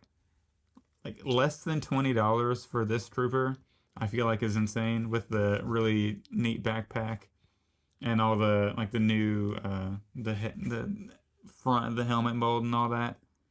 Like for less than $20, like that's an absolute steal. So all this was like $65, I think. Maybe a little over that after tax. I can't remember. Like 70 maybe tops.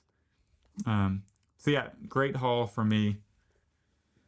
But the even bigger haul, and I have to move my camera to show this. So shout out Lane Speeder Luke for sending me this.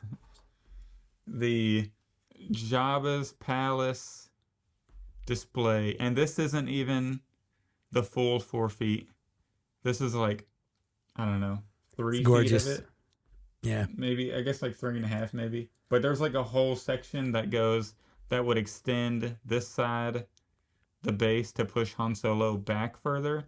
And I put it together on my wife's desk, but it's just because her craft desk is like really, really wide, but it just doesn't fit on anything else. Like it would fit on my dining room table, but I don't think that's acceptable. So I absolutely had to think of something. So I turned this cube shelf sideways, put the helmets on like this, and then I reprinted the piece that Boba Fett is standing under. I just placed it the other side, I mirrored it, and then so that made it fit like nice and symmetrical like this. But it looks real good. Yeah, it really does. Yeah. Yeah, I'm really excited for it. So thankfully I was able to find room because this thing is just insanely huge. And he even sent all these little like the table and a little like scene extras, like the little canisters that you can just kind of plug into the corners. And I took some liberties, like I took Slave Leia's staffs and put them in the corner here, and then I took Yoda's snake and just kind of put it on the top. I just thought that's why you had it on hand. Yeah, that's why I had it so close. Yeah. Like I just thought it was a neat feature just to put like a little animal crawling around, because you figure Jabba's palace. Oh, sure. Of course, there's going to be. He had that weird little frog guy just kind of hanging out in the corner. The snakes, frog barking at people. The brains and the glass bowls, and hard to tell, but I got Luke walking in the door over here. So it's a little tough as like a very scene specific kind of guy. It's a little hard for me having Slave Leia laying down and a Bouche Leia. Like, I was gonna comment on that. Yeah, on the same display. 2 Leias. Yeah, but it is what it is. It's just and Luke walking in at the same time. But it could just be actually Bouche. And it's just she's just Bouche is just checking out the Han Solo and Carbine there. So, and there's a lot of things. Everyone's like, hey, thanks for bringing that over. And they're like, what? I did what? Yeah, and there's a lot of things I could do with this. Like, I could 3D print Boba's throne and then put it on this. Oh, for sure. And turn it into, all, and get the Fennec Shand and all that. So, maybe, if they ever make a Fat Bib Fortuna throne or whatever, that would be cool. I do want to try to print, though, like a brown floor almost for right here, and then try to find like a grate. Like, I think, is it in print condition? I think he has like a 3D printable gate, like the Rancor gate. But what would be perfect instead of having a helmet right here where Vader is, like right underneath this set? You know what would be perfect? A Rancor? Yeah. This is why I wore the shirt today. Yeah. Oh, specifically. Yeah. But then I realized when we were talking to Gregory, and I was like, I just kind of realized, I was like, wait, why am I not wearing the battle damaged Vader shirt today? because that's what was. It's a good day for it. That's what was. Yeah, it's a great day for it. So maybe I should put the pin on this shirt. I think I should put the pin on for today. Yeah, of course you put a pin on. Right, put the pin on. But yeah, so big. Sorry for audio listeners. Big shout out to Lance Peter Luke. Like, he's one of the most giving people, that we know. 100%. For sure. I just said for sure. For sure. For sure. But like, it's kind of a rare quality that people have. Like, it's kind of hard to find somebody that genuinely enjoys when other people enjoy something almost. Like, that's a rare quality in people whenever they enjoy other people enjoying stuff more than like. And I feel like Lance Peter Luke's just like kind of that guy. So big shout out, thank you. Yeah, he's the GOAT. He's the man for sure, and he needs to get back on the show. We gotta figure out when we can get him back on. He's just such a busy guy. He's told us he's told us no so many times. Every time we ask him to join, he's like, "Give me 250 out of your Patreon, and then I'll join." I'm like, oh, man. I love how you're slandering him and also praising him at the same time. He's the best, favorite. But he's expensive. His time is. He just turned us down too much. We're like, the best we can do is $130 for an hour, and he's like, it's not really worth my time at that. So, do you know how many things he could be printing and designing? Exactly. Yeah. Yeah.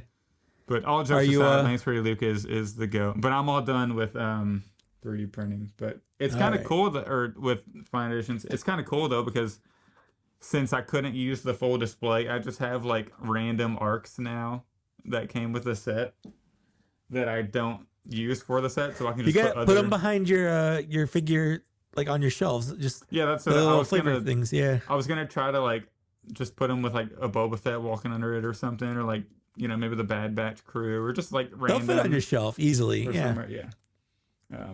So yeah, that'll be pretty cool. I can put like some Dragon Ball Z characters with it or whatever. Or that, yeah, doesn't have to be Star Wars. That work with everything. So neat little additions. I can do like Iron Man and Captain America fighting. I also did want to show off. Hey, make me big one more time. I wanted to show our Patreon crowd this.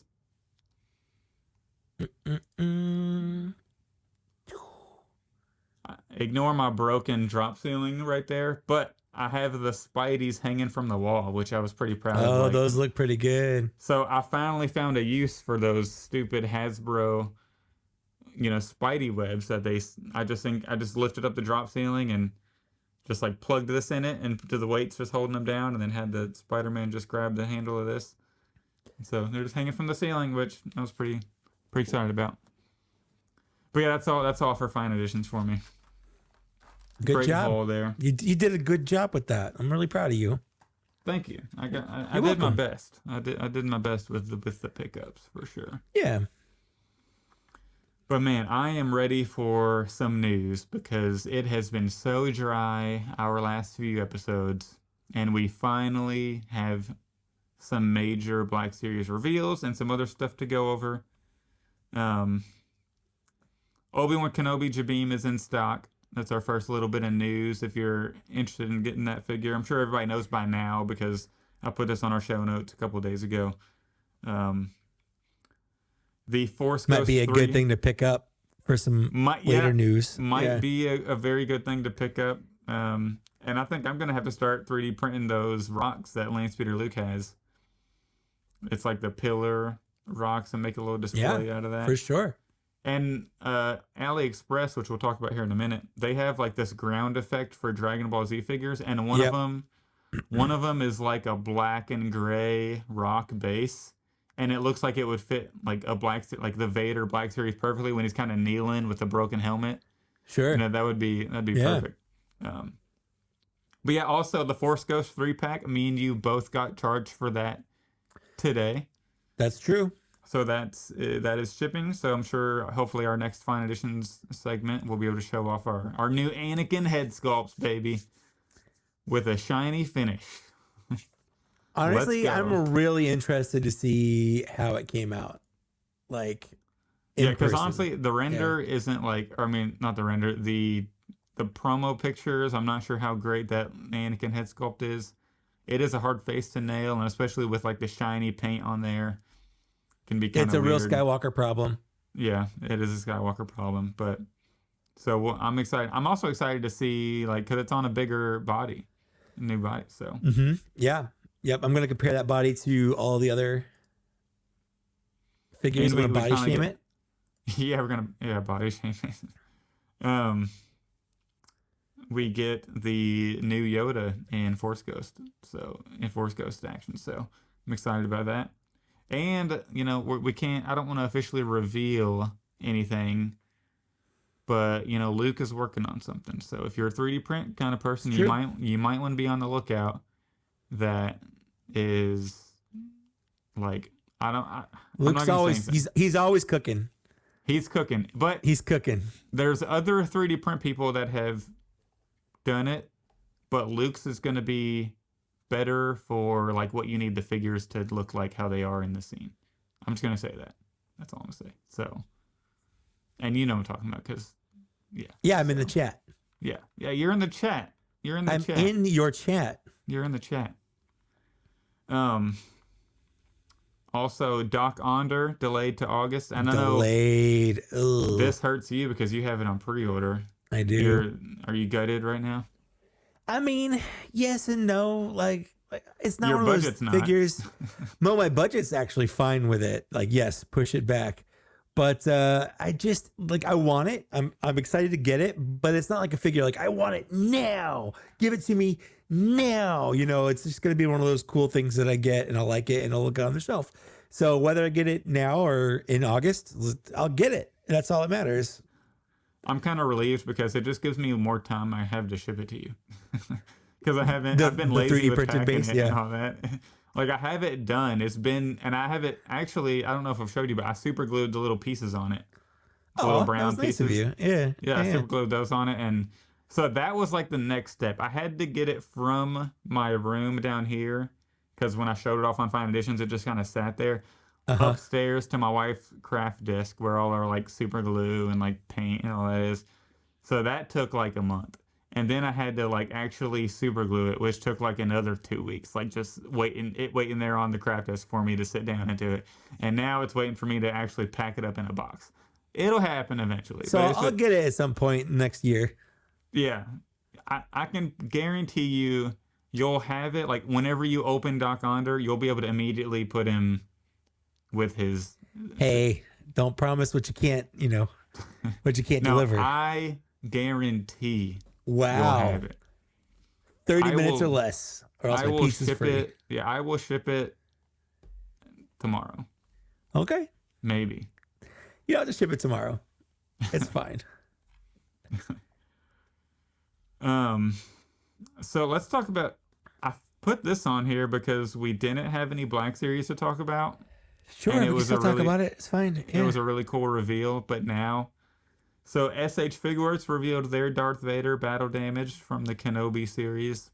What do you think about this one? It looks good.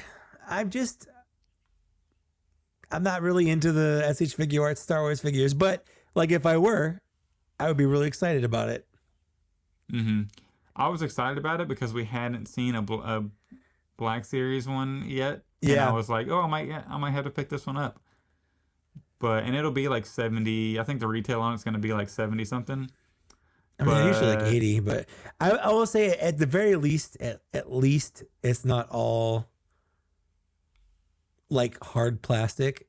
Like it's got a lot of soft goods, even the undercape, which I think is for me more important. It's an improvement from previous like SH Figuarts and those kind of figures where Darth Vader's got like these big giant plastic. I just don't think the plastic looks good on those. Yeah. And the Mapx does that too. It just looks awful. Yeah, the worst one is when the plastic is on the hip, like his actual skirt that's close to his hip. Because when you bend the knees, the plastic skirt just sticks straight out. It sticks out. It's so bad. Yeah, that is so awful. There's some of them that are really, really, really bad. But yeah, whenever this SH Figuarts Darth Vader first got revealed a couple of days ago, I was really excited for it. But I'm not gonna get it now because we have one now. We have. Yeah. we have one now. And we will. You want to talk about it? That in a second? We got one more. We got one more thing. So sort of a reveal. It happened today. The 212th. I wish they would have revealed this or put this up alongside the 501st ARF Trooper. So you could have just ordered them all at once and then. Yeah, but shipping. They put up, I guess yesterday or today, they put up the 212th ARF Trooper, which is cool because he also comes with a backpack this time. The backpack looks nice. Yeah, and it has the Republic logo, and he comes with the cannon, whatever. I don't know the name of the cannon, but like the sort of where it spins. The heavy cannon. Yeah. I don't know what it's called either, but yeah. And then, so that's cool. And then they also have Phase 1 Waxer and Boil now, which I'm not in on those. I like Phase 2. Yeah, better. I don't need a Phase 1 and Phase 2. I'm good with just my Phase 2. Yeah. But they did announce the Phase 1. Let's see, what are they calling this? The Phase 1. I thought they had a name for it. Why am I not seeing? Oh, the fire cover, like whatever that means. He also comes with the cannon and the backpack, and it's Phase 1. So that'll be the one that I pick up, most likely. But the backpack is sick. It comes with even like the little tan cover for it. Yeah, I like the back. Awesome. I might get it just for the backpack. I probably won't, but I might. I'm gonna get the Phase 1 that comes with the cannon in the backpack, and then I'm gonna get the ARF Trooper that probably comes with the cannon in the backpack because I think that's a sick look. And I'm still waiting on, like, I know a couple people have gotten their 501st ARF Troopers already, and I was hoping I would get mine this week, but I haven't gotten them yet. I was hoping to have them for fine editions so I could kind of chat about them. They let you down. They let me down, and other people have gotten them, and they've had them for days now, and I'm jealous because I ordered them the same day everybody else did. But I know I haven't looked at tracking, but they got to be close, at least a couple days out, tops. So I also ordered hard case with them finally, so I don't have that cannon yet. So, but I finally pulled the trigger on hard case. I didn't. Oh, they have Apo too with the arrow. Yeah, that's right. I've seen that one before. Yep. So if you want some good, inexpensive, good, decent quality clones, Vale's toys, they're KOs, but they're good. They're good quality. They're just as good, and they're molds we don't have in the Black Series. They got that cannon, and then they got the backpack. They got the backpack and the ARF helmet. Yep. Can't beat that. I feel like the ARF helmet looks better with the pauldron that comes with the ARC Trooper. Like the I'd agree with that. Apo. So I think I'm gonna swap. I'm gonna do a head swap on those because I feel like and I know like I think in the movie he doesn't, like, they don't wear them, but I just feel like visually it would look cooler. Like maybe have one with, one without. I don't know, but I'm only getting like one of each, so I don't need like a squad. Yeah, I don't think I'm getting any of these, honestly. Like I got some of the named ones, but I don't know. I don't want to fill my shelf up with just knockoff clone troopers because when Hasbro eventually gets around to doing them, I'm gonna buy those as well, and then I'll just have 2 copies. Mm-hmm. Like I don't know, but I think that they're cool for the people that want them. Yeah, absolutely. I'm gonna pick some up. I guess I've already have them. They're in the mail, but I haven't bought the 212th ones yet. But I'll probably do that later on. Yeah. But speaking of the clones, we got some reveals today. Well, finally. But before we talk about the reveals today, I just really want to.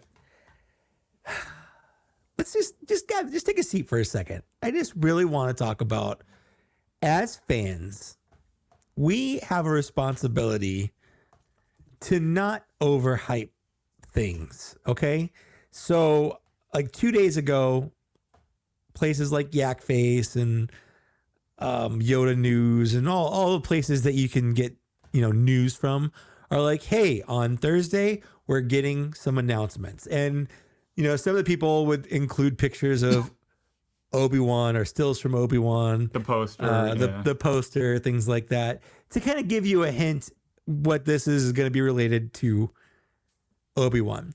But then if you go on Facebook and see people post, they're posting these absolutely outlandish theories of what's going to get, like, 20 figures. These are the figures I want to see them release. Like, okay, sure, we'd all love them to do Super Battle Droid, but like, at no point have they pipelined it. The people in the know are clearly leading you towards this is going to be Kenobi related. Like, but then when Hasbro does, reveal the figures, or the people they're supposed to reveal the figures, reveal them, and they're not what all these people have been wanting, they get mad at Hasbro for it. Yeah. Like, it's Hasbro's fault. Like, it's just ridiculous. And it's you psyching yourself up and then getting disappointed and then mad that you psyched yourself up for nothing. Yeah, and because I saw a list on Facebook, matter of fact, there was like, because the guy he posted the Yoda's News picture where it had the movie poster, and he was like, this is every figure that I think like they should make from the Kenobi movie, and it was like this just giant list. And I think he also put like, how many of these do you think they're gonna reveal on Thursday? And most of some of the comments, a good amount of the comments, fortunately, were like, it's probably gonna be Battle Damage Vader because he's pipelined, and then I think somebody said like the Qui-Gon or something, because that's also pipeline. But it literally took like the group chat, like me and you and the others in the group chat, like 5 seconds to realize it's probably going to be Battle Damage Vader because it's been pipelined, and it's a Target exclusive, and right around the corner is the Target toy whatever event they're having. Yep. So like it literally adds up to, it's going to be the Target exclusive ones. Yep. Like, that was that. That was it. That's what it is. You're just using the puzzle pieces that you've already got. Like, that's it. It was super easy. Anyways, so let's do Commander Appo first, because that one is probably the most controversial one. Do we have pictures? I do. Perfect. Give me a sec here. Where did? If you go to my Instagram, I have them on black backgrounds, which is like perfect. The HD pictures. Yeah, let's do that. Let's go to Instagram. The Star Wars Blork Soars. There we go. Okay. So let's start here with some Commander Appo. Some Commander Appo with, I wish they wouldn't have called him Commander Appo. I forgot that they pipelined him, honestly, but they did. They pipelined him in the last thing, but totally slipped my mind that they even pipelined this at all. Yeah, same. Because it's just, also, what do you think about them calling him Commander Appo? And I just, like, I either wish the Clone Wars wouldn't have made Appo specifically with an arrow, or I wish this wasn't Commander Appo. And I know it's not like the biggest deal. It's just like creating confusion among fans. Everybody's pissed he doesn't have the arrow. He only has the arrow in Clone Wars, though. Yeah. He didn't have it in Revenge of the Sith. He didn't have it in Obi-Wan. That's what I'm saying. But in the Clone Wars, he shouldn't have had an arrow. Like, come on. Okay, that's what you're saying. Yeah. Well, like, they did that because Dave Filoni. Yeah, but because it's an Avatar: The Last Airbender reference. Yeah. But then they shouldn't have called the one in Revenge of the Sith Appo. Then, like, that just shouldn't be Appo. It should just be a different clone. Like, come on now. And I know he's never referred to as Appo, but everybody knows that's Appo. Yeah. It's time for you to leave, or whatever he tells Bail out there. But I guess we can start talking about the actual figure now. The light blue paint. How do you feel about them? It's weird. I'm colorblind, and I can even tell a difference between this paint and the other paint. I love 501st clones. Everybody knows I have, look. I've got 501st clones for days. You see this? Because they're not on the display right now. Yeah. So, like, the only reason they're a lighter blue in the Kenobi show live action is because live action stuff reflects light differently than all the CG models do. So like they're actually there, they're physically reflecting like the the lights that are like lighting the stage and all that. So it appears lighter. But we know in reality that if like that specific lighting essentially isn't there, like all the blast going on, that they're actually a little darker of a blue. So now this is like the third different 501st blue that we're gonna have on the shelf. It is. Yeah. Which is like, it's not the biggest deal since this is kind of like a refresh for the 501st. But at the same time, it's like we as diehard collectors and even casual collectors out there, we've invested money. Like we've invested our hard worked money into these clones, and we want them to look fairly uniform. Like we know the molds are going to change over time. Like they're going to improve. And literally a couple years ago, they said, whenever they started doing the 501st, that they had a blue that they were going to start using to make them all uniform. And now they're switching it to like a slightly lighter color, which I think they should have just kept the consistent. Maybe this is blue. the blue that they're switching it to. But they said that when they announced the other ones. Like, well, what other 501st have they done? They did the they did the original, obviously. Then they did the 212th. It was the Hawk, Clone Pilot Hawk, and Echo. Oh, like, yeah. Yeah, that's when they said like this is the blue we're using, and now they're switching. Okay. It up. Like, and this. What could color be, was the Ahsoka clone? It's the same blue and orange. It's the same consistent blue. Like whenever they put it on that new body, like the Clone Wars body, that's when they started doing the consistent new blue. And because they said that in one of the Q&As, like I think the bald guy, Chris. That's why I never trust that guy. He lies every time. It's him every single time. You can't trust Chris. You can't. There's like 8 things that he's like said that's like completely the like. And I know things change on the fly. Like I'm just being a little facetious there, but it's just like. And I know these are pictures with a really bright light, so it might not even like look different on the shelf, but just from like what we can see here, and if you scroll through, there's like I have all the pictures. So I'm pretty sure this is the new clone trooper body that we just got revealed, the 3.0. Yeah, I think because you can look if you look at the one of his knees bending, I'm pretty sure the knee pad are on the shins. Like I have also I'm pretty like the shoulders I think are inside the yeah.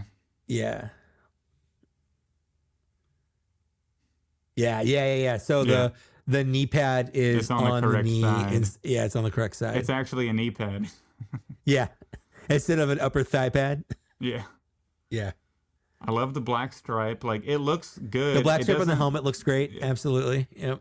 Like it's not as theatrical as the Archive 501st, like the original. Like it's not 100% accurate to the movie, but it is an acceptable clone. Like I'll take it. But I still like it. And the good thing is it's going to be separated than all of these, because I think I'm going to like super glue these, all 8 of them, to my Jedi Temple stairs. And then they're just going to be in a completely separate display. And then all of these ones and the other ones they've released on the other clone body, they're all going to be over here, like on those shelves. So they'll be separated. That makes sense. Yeah. Yeah. So I'll have the theatrical ones with Anakin walking up the stairs. Yeah. And then I'll have all these ones, on the shelf with their helmets off or helmets on, whatever. So it won't be as contrast, like, since they're not right next to each other. Yeah. Which, part of me is like, I want to go to Ollie's to see if I can find some Archive 501st for $9.99. But at the same time, I don't need any because I have 8 already, and I don't really need to put them on the shelf. You have enough, dude. You have enough, dude. You don't need any more. If I find them, I'll probably get. No, I'm gonna have an intervention for you. I promise. If I buy 1 or 2, it'll only be for a giveaway. Okay. Or to keep on card. You never know. Sure, because the archive card. It still looks. It's Gregory Titus artwork. It's Gregory Titus. Okay. But I do enjoy. I do enjoy this release and the painted head underneath. Like we gotta appreciate that. We've had so many clones with the unpainted heads. Like that's a big deal still. It is. So I'm glad and we've said on this show 100 times, like, or at least I have, pump out these clones. We want to build the clone army, and they're doing that. We're getting the blank clone. We're getting this one. I'm sure they're going to do the 212th, and they're going to release. They're going to release the shock trooper on this new body and the wolf pack. Hopefully, bring it on. Bring it on. Yeah. My wallet is ready for the clone army to keep growing. All right, so that's Oppo, or just 212 if you want. But the big one for me, the one that we all kind of knew was going to happen, this wasn't a surprise, but it's always like, is it going to look good? It's coming, but are they gonna do it justice? And I think that they did with this, what they're calling the duels end Darth Vader. On my top 10 list, this was number 2. I'm pretty sure of top 2. It was 2 or 3. Of figures I wanted revealed the most, and it absolutely delivers. I think they nailed it. I was nervous they weren't. Like, the face might be a little shiny under there. It's hard to tell, but I think they nailed it for a $25 or $27.99 figure. Like, the new head and all that. Like, yeah, they absolutely knocked this out of the park. Like, that's Hayden Christensen, like, in the scene. Like, you can just tell. Like, I love the layer of the helmet. Yeah. Over the, I wonder if this top part is removable. I doubt it. Like, if the helmet part is removable. I wonder. Like, I don't think the mask under will be removable, but just like the dome. What the question I have is, do you think this is a full head sculpt, or do you think it's just half? I would bet that it's just half, because I know with the battle damaged Phasma, it's just that part. If you take the helmet off, it's just the eye. Yeah, I just wonder, because it's such a big hole in the helmet. Like, it goes all the way top. It goes all the way through the I almost said ceiling, the top of the head and back a little bit. The ceiling of the head, yes. The ceiling of the head. Like, I just wonder. I guarantee it's like half, like you said, because that would save unneeded plastic and sculpting and paint. Yep. Yep. If it is a full head under there, it's definitely not painted. That's for sure. But that is just such a sick figure. I'm so excited. And I think I'm pretty sure those hands are new for like no reason, because I did some deep analysis on this earlier. If you count the ridges, there's only 6, or is it backwards?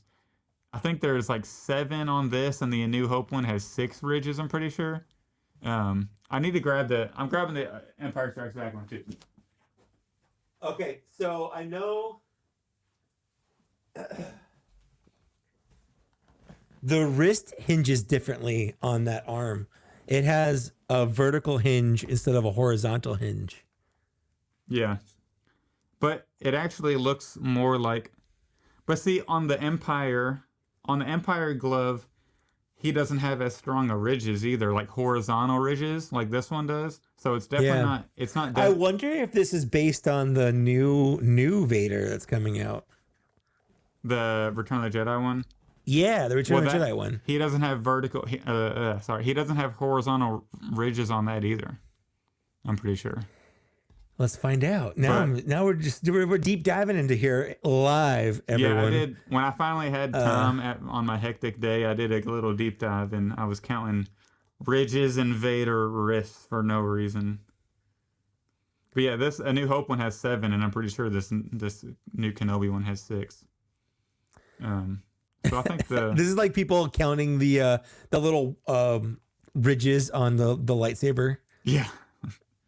And it's really not a big deal. Like, I don't care if the wrists and arms are new. That's the Revenge of the Sith one. That's definitely the older one. Here we go. Let's see. This is the...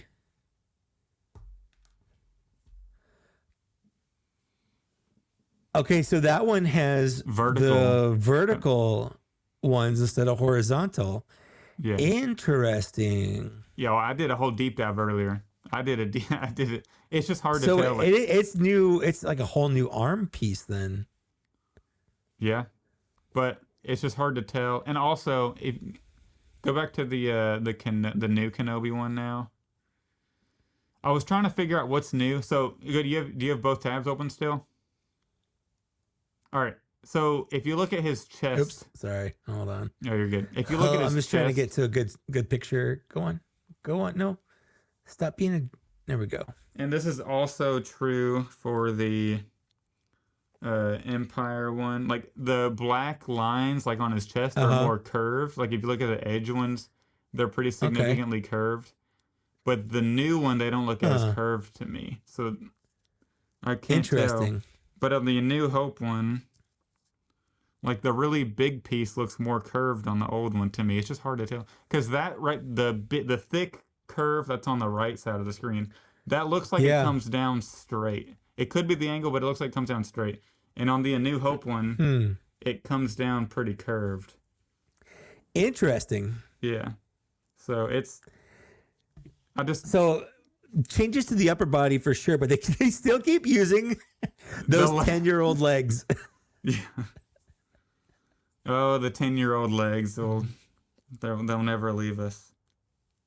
Well, I mean, to be fair, I don't, other than changing it to the new, hinge and swivel leg, I don't know if visually it would ever look any better because the way the boots are, like, they look fine. It's just because it's the older style, I know they're old legs, and that's the only reason that it bothers me is they don't match the newer style of figures. Yeah, and a lot of those legs, like Vader's left leg, has some QC issues. So hopefully, at least on the old A New Hope ones, came in the early bird pack or whatever it's called. Yeah, I know those are all like really loose. So yeah, so both of these wrists hinge horizontally. Instead of vertically, or they hinge vertically instead of horizontally. Yeah. Interesting.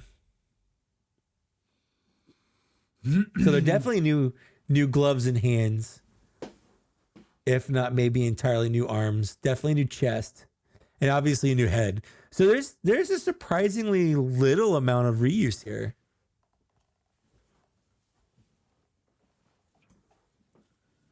Yeah, it's just like it's so hard to tell because like every Vader looks pretty much the exact same. That's subtle differences. It's subtle, small changes. Yeah. And honestly, on this Kenobi Vader, like I'm trying to get a good look at.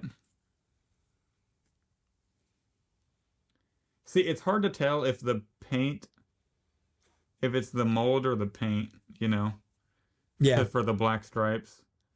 But I guess they're kind of, it's like molded thicker, so the paint would just have to be, I mean, it's just so hard to tell because even if they change it, it looks pretty identical because it's just Darth Vader, Yeah, it's just kind of what Gregory was saying earlier. Is like, it's just Darth Vader. Like, I can do it in an afternoon. How many times are you going to just buy the same Darth Vader over and over again? Oh, humble flexing my Darth Vader from Kenobi right here. Look at that. Is this a stance? Everybody's got this. Everyone does that stance although I wish they made it so his hands hold the lightsaber a little bit better. This is you gotta like. It's precarious. Yeah. But yeah, absolutely in love with this new Kenobi Vader. Yeah, it looks good. Battle damage head. Like I so feel like it's Target exclusive. Yeah, and what's the date? 7/14. I've seen people post 7/7. Which is in a week or whatever. But from what I've seen on the official press release, it's 7/14. 7/14. Got it. Yeah, so and that's 6 a.m. For me, 9 a.m. for Black Series Cantina West. It'll be 6 a.m. It'll be an early wake up for you. That'll be Mike setting his alarm for 6, buying a toy real quick, and then going right back to sleep. Does that seem like a weird one to be an exclusive? Like I know if you're Target, because we know that the retailers are able to pick their exclusives, but Hasbro still provides a list of what they can pick. Right. And I'm sure they try to haggle for more relevant and what people want. I'm sure there's some back and forth if they don't like the list too much. But at the same time, if you're Hasbro, everybody wants battle damaged Darth Vader. Why would you want that to be an exclusive unless Target gave them extra incentive, maybe a little extra kickback or something like that? Well, I think Target's looking at this exactly that. They're like, we want something that's going to sell. They don't want to get another exclusive that's going to peg worm and go on clearance, because they, I mean, no offense to Target. That's what they've been doing is you got Tika, you got the Galen Urso, Kenobi, and, the blue one. Yeah. Where they're just like, there are some people that want them, but they're not the people, the ones that people have to get in their collection. Yeah. Yeah, and Pizza the Hut makes a good point here. Exclusive because it's so scene specific. That's also true. Yeah. I just feel like that's such a maybe it's just me. Like maybe I just feel like that would be such a good mainline figure to make sure everybody's able to get it, And I know Target exclusives are easy to get these days, but at the same time, you never know. Like something could just pop off and just not be available after a while. But we'll see. I think that's going to be one that I get two. I'm going to keep one on card in case I ever meet Hayden Christensen, have him autograph that baby. Sure. That'd be absolutely sick as hell. But yeah, I'm definitely getting two of those. And I guess I'll also order two of the Appos as well because 2 501st, like, why not? I'm just getting the one Appo, but yeah, I'm hoping he's not going to be one of those that are hard to get because of that. Yeah, hopefully not. I think at first he'll be easy, like for me and you who are gonna wake up at the butt crack of dawn to pre-order him. But for you, it's 9 a.m. I mean, come on. Yeah, I mean, I'll already have been working at that point, so I'll just be able to, unless I'm like slammed, which kind of sucks sometimes. But I'll order two just in case. Just right. But for the casual collector who's gonna start collecting in a year and a half from now. Yeah, that's when it's like, oh, maybe it would have sucked it kind of sucks this was Target exclusive if it's something super popular and people are buying multiple of. But yeah, I'll probably get two. Honestly, I might just get one because if I'm putting it on this shelf, where's my how many do you need? Yeah. So, good point. But I'm definitely I think I'm getting 4 of the blank ones. I think I have 4 pre-ordered. Wow. Yeah, that's kind of a lot. I have 2, so it's not that crazy. Yeah. Well, I also think I did it because I was mulling getting 2 extra, and I needed like an extra figure or 2 to get free shipping off another pre-order, so I just stacked on 2 of those on Entertainment Earth, and also I get a kickback from Entertainment Earth through my link, so it's really no big deal. I'll get some money off of it. But yeah, some excellent reveals today. Like I'm pretty excited about those. Hopefully they keep it up. Hopefully next episode we got some figures to chat about. Yeah. But, also, we have SDCC right around the corner. And I have, honestly, I mean, I think we'll probably see them reveal a lot of pipeline stuff. Yeah, probably. I think. Yeah. That seems to be seems to what they tend to do. Like they'll reveal a bunch of the pipeline stuff, and then they might throw in like 1 or 2 more that we haven't seen yet. Yeah. So just to keep everyone up to date on what's pipelined and what's not. So right now in the pipeline, we have pre-Vizsla. We have the Mythos Obi-Wan that we haven't seen. That's the Walmart exclusive one from the end of Obi-Wan. We have the Qui-Gon Jinn Force Ghost. That's also another Walmart exclusive. We have the holiday figures. Which we might see. I don't know. It might not be too early for that, but I don't know. That might be more of a PulseCon reveal. Mm-hmm. Let's see. That's it actually. That's all I have on my pipeline list. That's it for pipelines? Wow. Let me see what I have. I think so. Obi-Wan Kenobi final scene, Qui-Gon Force Spirit. We don't have Obi-Wan Kenobi final scene. That's one we already have. No, that's Jabim. No, the Mythos. When he's talking to Luke. Yeah, that's the Mythos one. Yeah, and when he meets Qui-Gon, and then Paz Vizsla R4 droid. That's right. We are getting a new Paz Vizsla. Yeah. R4 is not a. Oh, he's been revealed now. I got to release. He's been revealed. Yeah, he's been revealed. Anakin Skywalker, Phantom Menace. Did you say him? He's been pipelined, and then Padme from the Phantom Menace is pipelined also. That's it. You're right. I'm missing a lot of these. You're right. And absolutely. then Anakin Pre Skywalker. Vizsla is pipelined for the Clone I Wars. said pre. You said I pre. missed the new Paz. And then they've also pipelined the Archive, which is Bo-Katan, Luke, X-Wing, Darth Vader, A New Hope, and Stormtrooper, the new 2020 body one. Right. Which is a 75. Well, it's like a 60% shitty archive wave, but I'm not putting any archive pipelines on here. I know, but it's still pipeline. Like there are people who don't have it. No, you're right. I just don't like it. Yeah, I mean, I agree. I need to delete Commander Appo and see the listeners can see how big of nerds we are now. We got spreadsheets on my phone. Look at this. Where's my focus? Yeah. Black Series pipelines. I've segmented in all these categories. Like I got to delete Appo and Vader and R4 now. Vader, and they can come off the board. I also have like this entire list. This is how I keep track in Apple. See, I've got a spreadsheet there you here. Go. I've got a full-on spreadsheet. I have a hashtags list that I go in and copy. Like, so whenever I'm doing a quick post, I just click in the hashtags and I can just copy it and paste it. And this is every Black Series I have on pre-order, where it's from. It will not focus. What figure do you have on pre-order that you're looking forward to the most right now? Oh, okay. Let me look at it.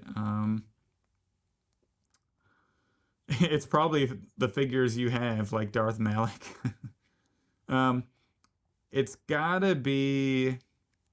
Oh my god, because there's the Clone Wars stuff. The Darth Malik, the Chrysanthemum. God, that stuff. And we also have like the new R2 from like the new mold R2. If I had to pick one, it's gotta be because Malgus is on there too. Yeah, Malgus is mine, 100%. And that new Ahsoka Tano Chrysanthemum is up there. It's probably Malgus because that looks like it could be like the best action figure across the board for the year. It's probably Malgus because of how beefy he is, and it's got to be that or Chrysanthemum. He looks so beefy, yeah.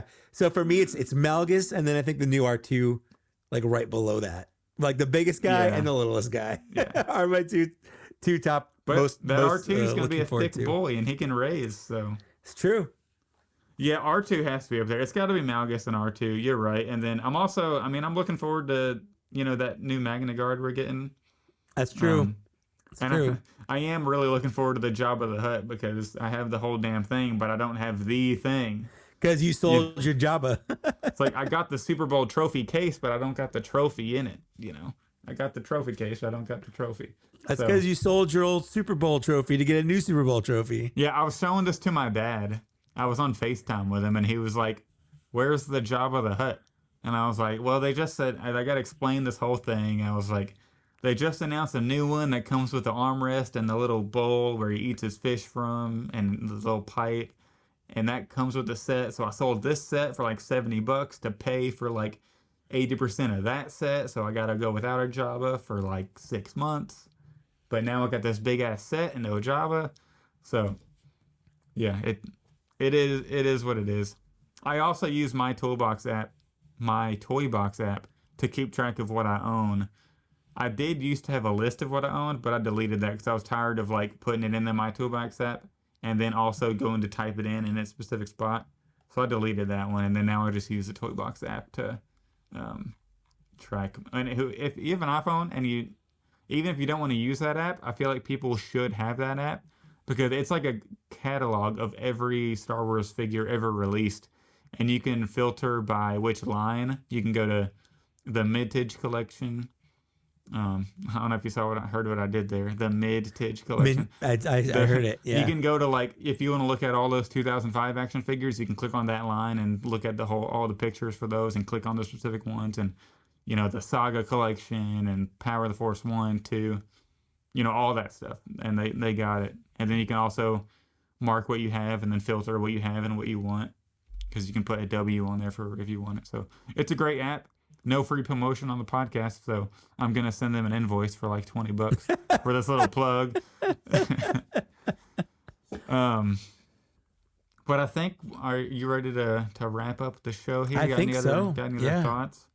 I'm just glad we had some reveals finally to talk about. Yeah, it was nice to talk about something.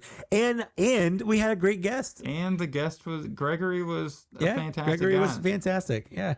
And like you can tell, like he had a passion for working on the project, even though like it ate at him a little bit. Like I feel like I'm just, which I respect. I respect him talking about. You know, that is tough when you love something so much, but it becomes work. And when something you love becomes work, it's tough to pull out of that.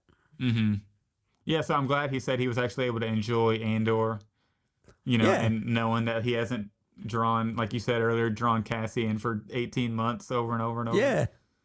Because that's got to be frustrating. If you're like halfway through something and you send an update and they're like, can you make him look like up and to the left instead? And he'd be like, are you kidding me? I've done 16 hours on this, you know? Yeah. Or I don't know how long it takes to draw. Probably not that long. It's probably over exaggerating, but I mean, it's Darth Vader in afternoon, he said, so. That's true. So yeah, that means like if it's a new character he's never drawn, it probably takes him a solid like 6-8 hours to get it right. Maybe even longer. Who knows? We should have asked him that, like how long it takes. We'll have him back on. We'll have him back on. But we hope that everybody enjoyed the show, enjoyed the guest. I was excited to have like him on our show because he's such a big part of like the Black Series history. And I know he doesn't really work on the figures, but he's worked on the line, and I thought that was important to have on our show. It's good to have. Yeah, absolutely. So I'm just glad he responded to my DM, and he was like super generous and willing to hop on. So, but thank you everybody for listening again. This is episode 48. Me and Mike have kind of been texting. We're going to try to think of something special to do for episode 50, but we're not exactly sure what. We'll keep, if you have any ideas, shoot it our way. But we could probably do like a giveaway or something.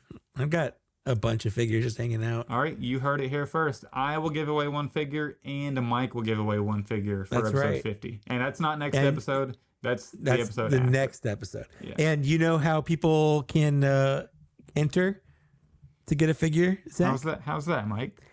They can support us on Patreon. For each level that you support us on, you get one entry. So how many entries do I get if I enter the $2 tier? One. And so what if I decide to do the $5 tier? 2. Wow. So if I decide to do the $11.38 tier, I can join live every episode and get a third entry. And you know what? If you join VIP, you get 5. I'm just going to say it. You get 5. We're doing 5 entries for VIP. Okay. 5 entries for VIP. All right. So we just guaranteed Wilbon's winning at least one of the 2 figures. Maybe. I don't know. We've seen back to back, you know. We might have had back to back eliminations one time. Yeah. So you never know. The death wheel, the wheel of death is a fickle mistress. But you can only win one of the figures. So if you're the last 2, it would be Wilbon said he'll still lose. And then, you know, honestly, if Luke or the Out of Basement Boys win, we're not sending it to them. You know, they don't count. They don't count in this. So people's odds are even higher. You know, they're going to donate their selection to another Patreon member. So just like they did the last time. So you got pretty good odds to win if you join. And you can do the $2 tier. Just get one entry. So yeah, join us there. Follow us on Twitter at TBS Cantina. Join our Facebook group. And that's where we put most of our updates. That's just Black Series Cantina. And then shoot us an email, blackseriescantina@gmail.com if you wish. And then if you want to buy some merch, like a Rancor shirt. Well, I think, did this die? Did the link, like, is this not available anymore? No. So it got resolved for whatever reason. But we did have a listener buy our Rancor shirt. And the Teespring or whatever was like, oh, because... we can't give that one to you. They gave him a refund because it didn't hit its goal. Yeah, I guess it like, I don't know how that happens, but So did we relist it? Is it relisted now? No, it never went anywhere. There's just a weird system error. Oh, that is weird. So yeah, I thought it was out of commission now. This is like super valuable. So go get your Rancor 2021 to 2021 shirt. We would appreciate it. Or if you want a Black Series Cantina mug for whatever reason, go do that. But Mike, you working on any YouTube videos? And where can new listeners follow you on the socials? Yeah, I've got some things cooking, but nothing that's going to get released anytime soon. Or it is. I don't know. It's really weird when you get creative and you're just like, I'm going to push this out right now, or I'm going to noodle on this for, like a week. So it's weird, but I'll get something. You can follow me on YouTube at Mike Case. You can follow me on Instagram at Trusty Sidekick. You can follow me on Twitter at Mike Case. And you can follow me on the TikTok at Mike Case 82.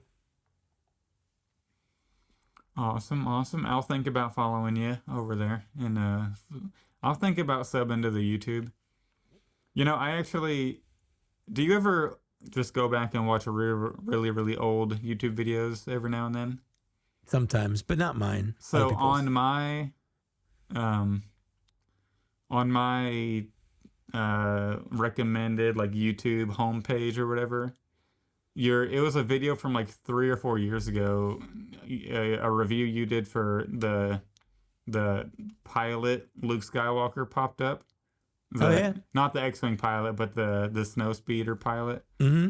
And so I just kind of casually had it on in the background while I was just kind of doing stuff around the house. So I kind of like putting on old videos every now and then. So go check out Mike's old videos. He's got years worth of content you can catch up on. And I have been making YouTube videos since like 2016, so there are a lot. And if you have any ideas for the show, please email us at blackseriescantina@gmail.com or send me a DM on Instagram. We could use all the ideas we get. You can follow me on Instagram and TikTok at the Star Wars Black Series. We're over 16,000 on TikTok now, so it's growing pretty fast. So I'd appreciate, reach out if you're a new collector. If you found us through my TikTok, reach out and give us any feedback. We would appreciate it. So that's all I got. Until next time, I'm Zach with Mike. Yep. And have a good night. And we'll see you then.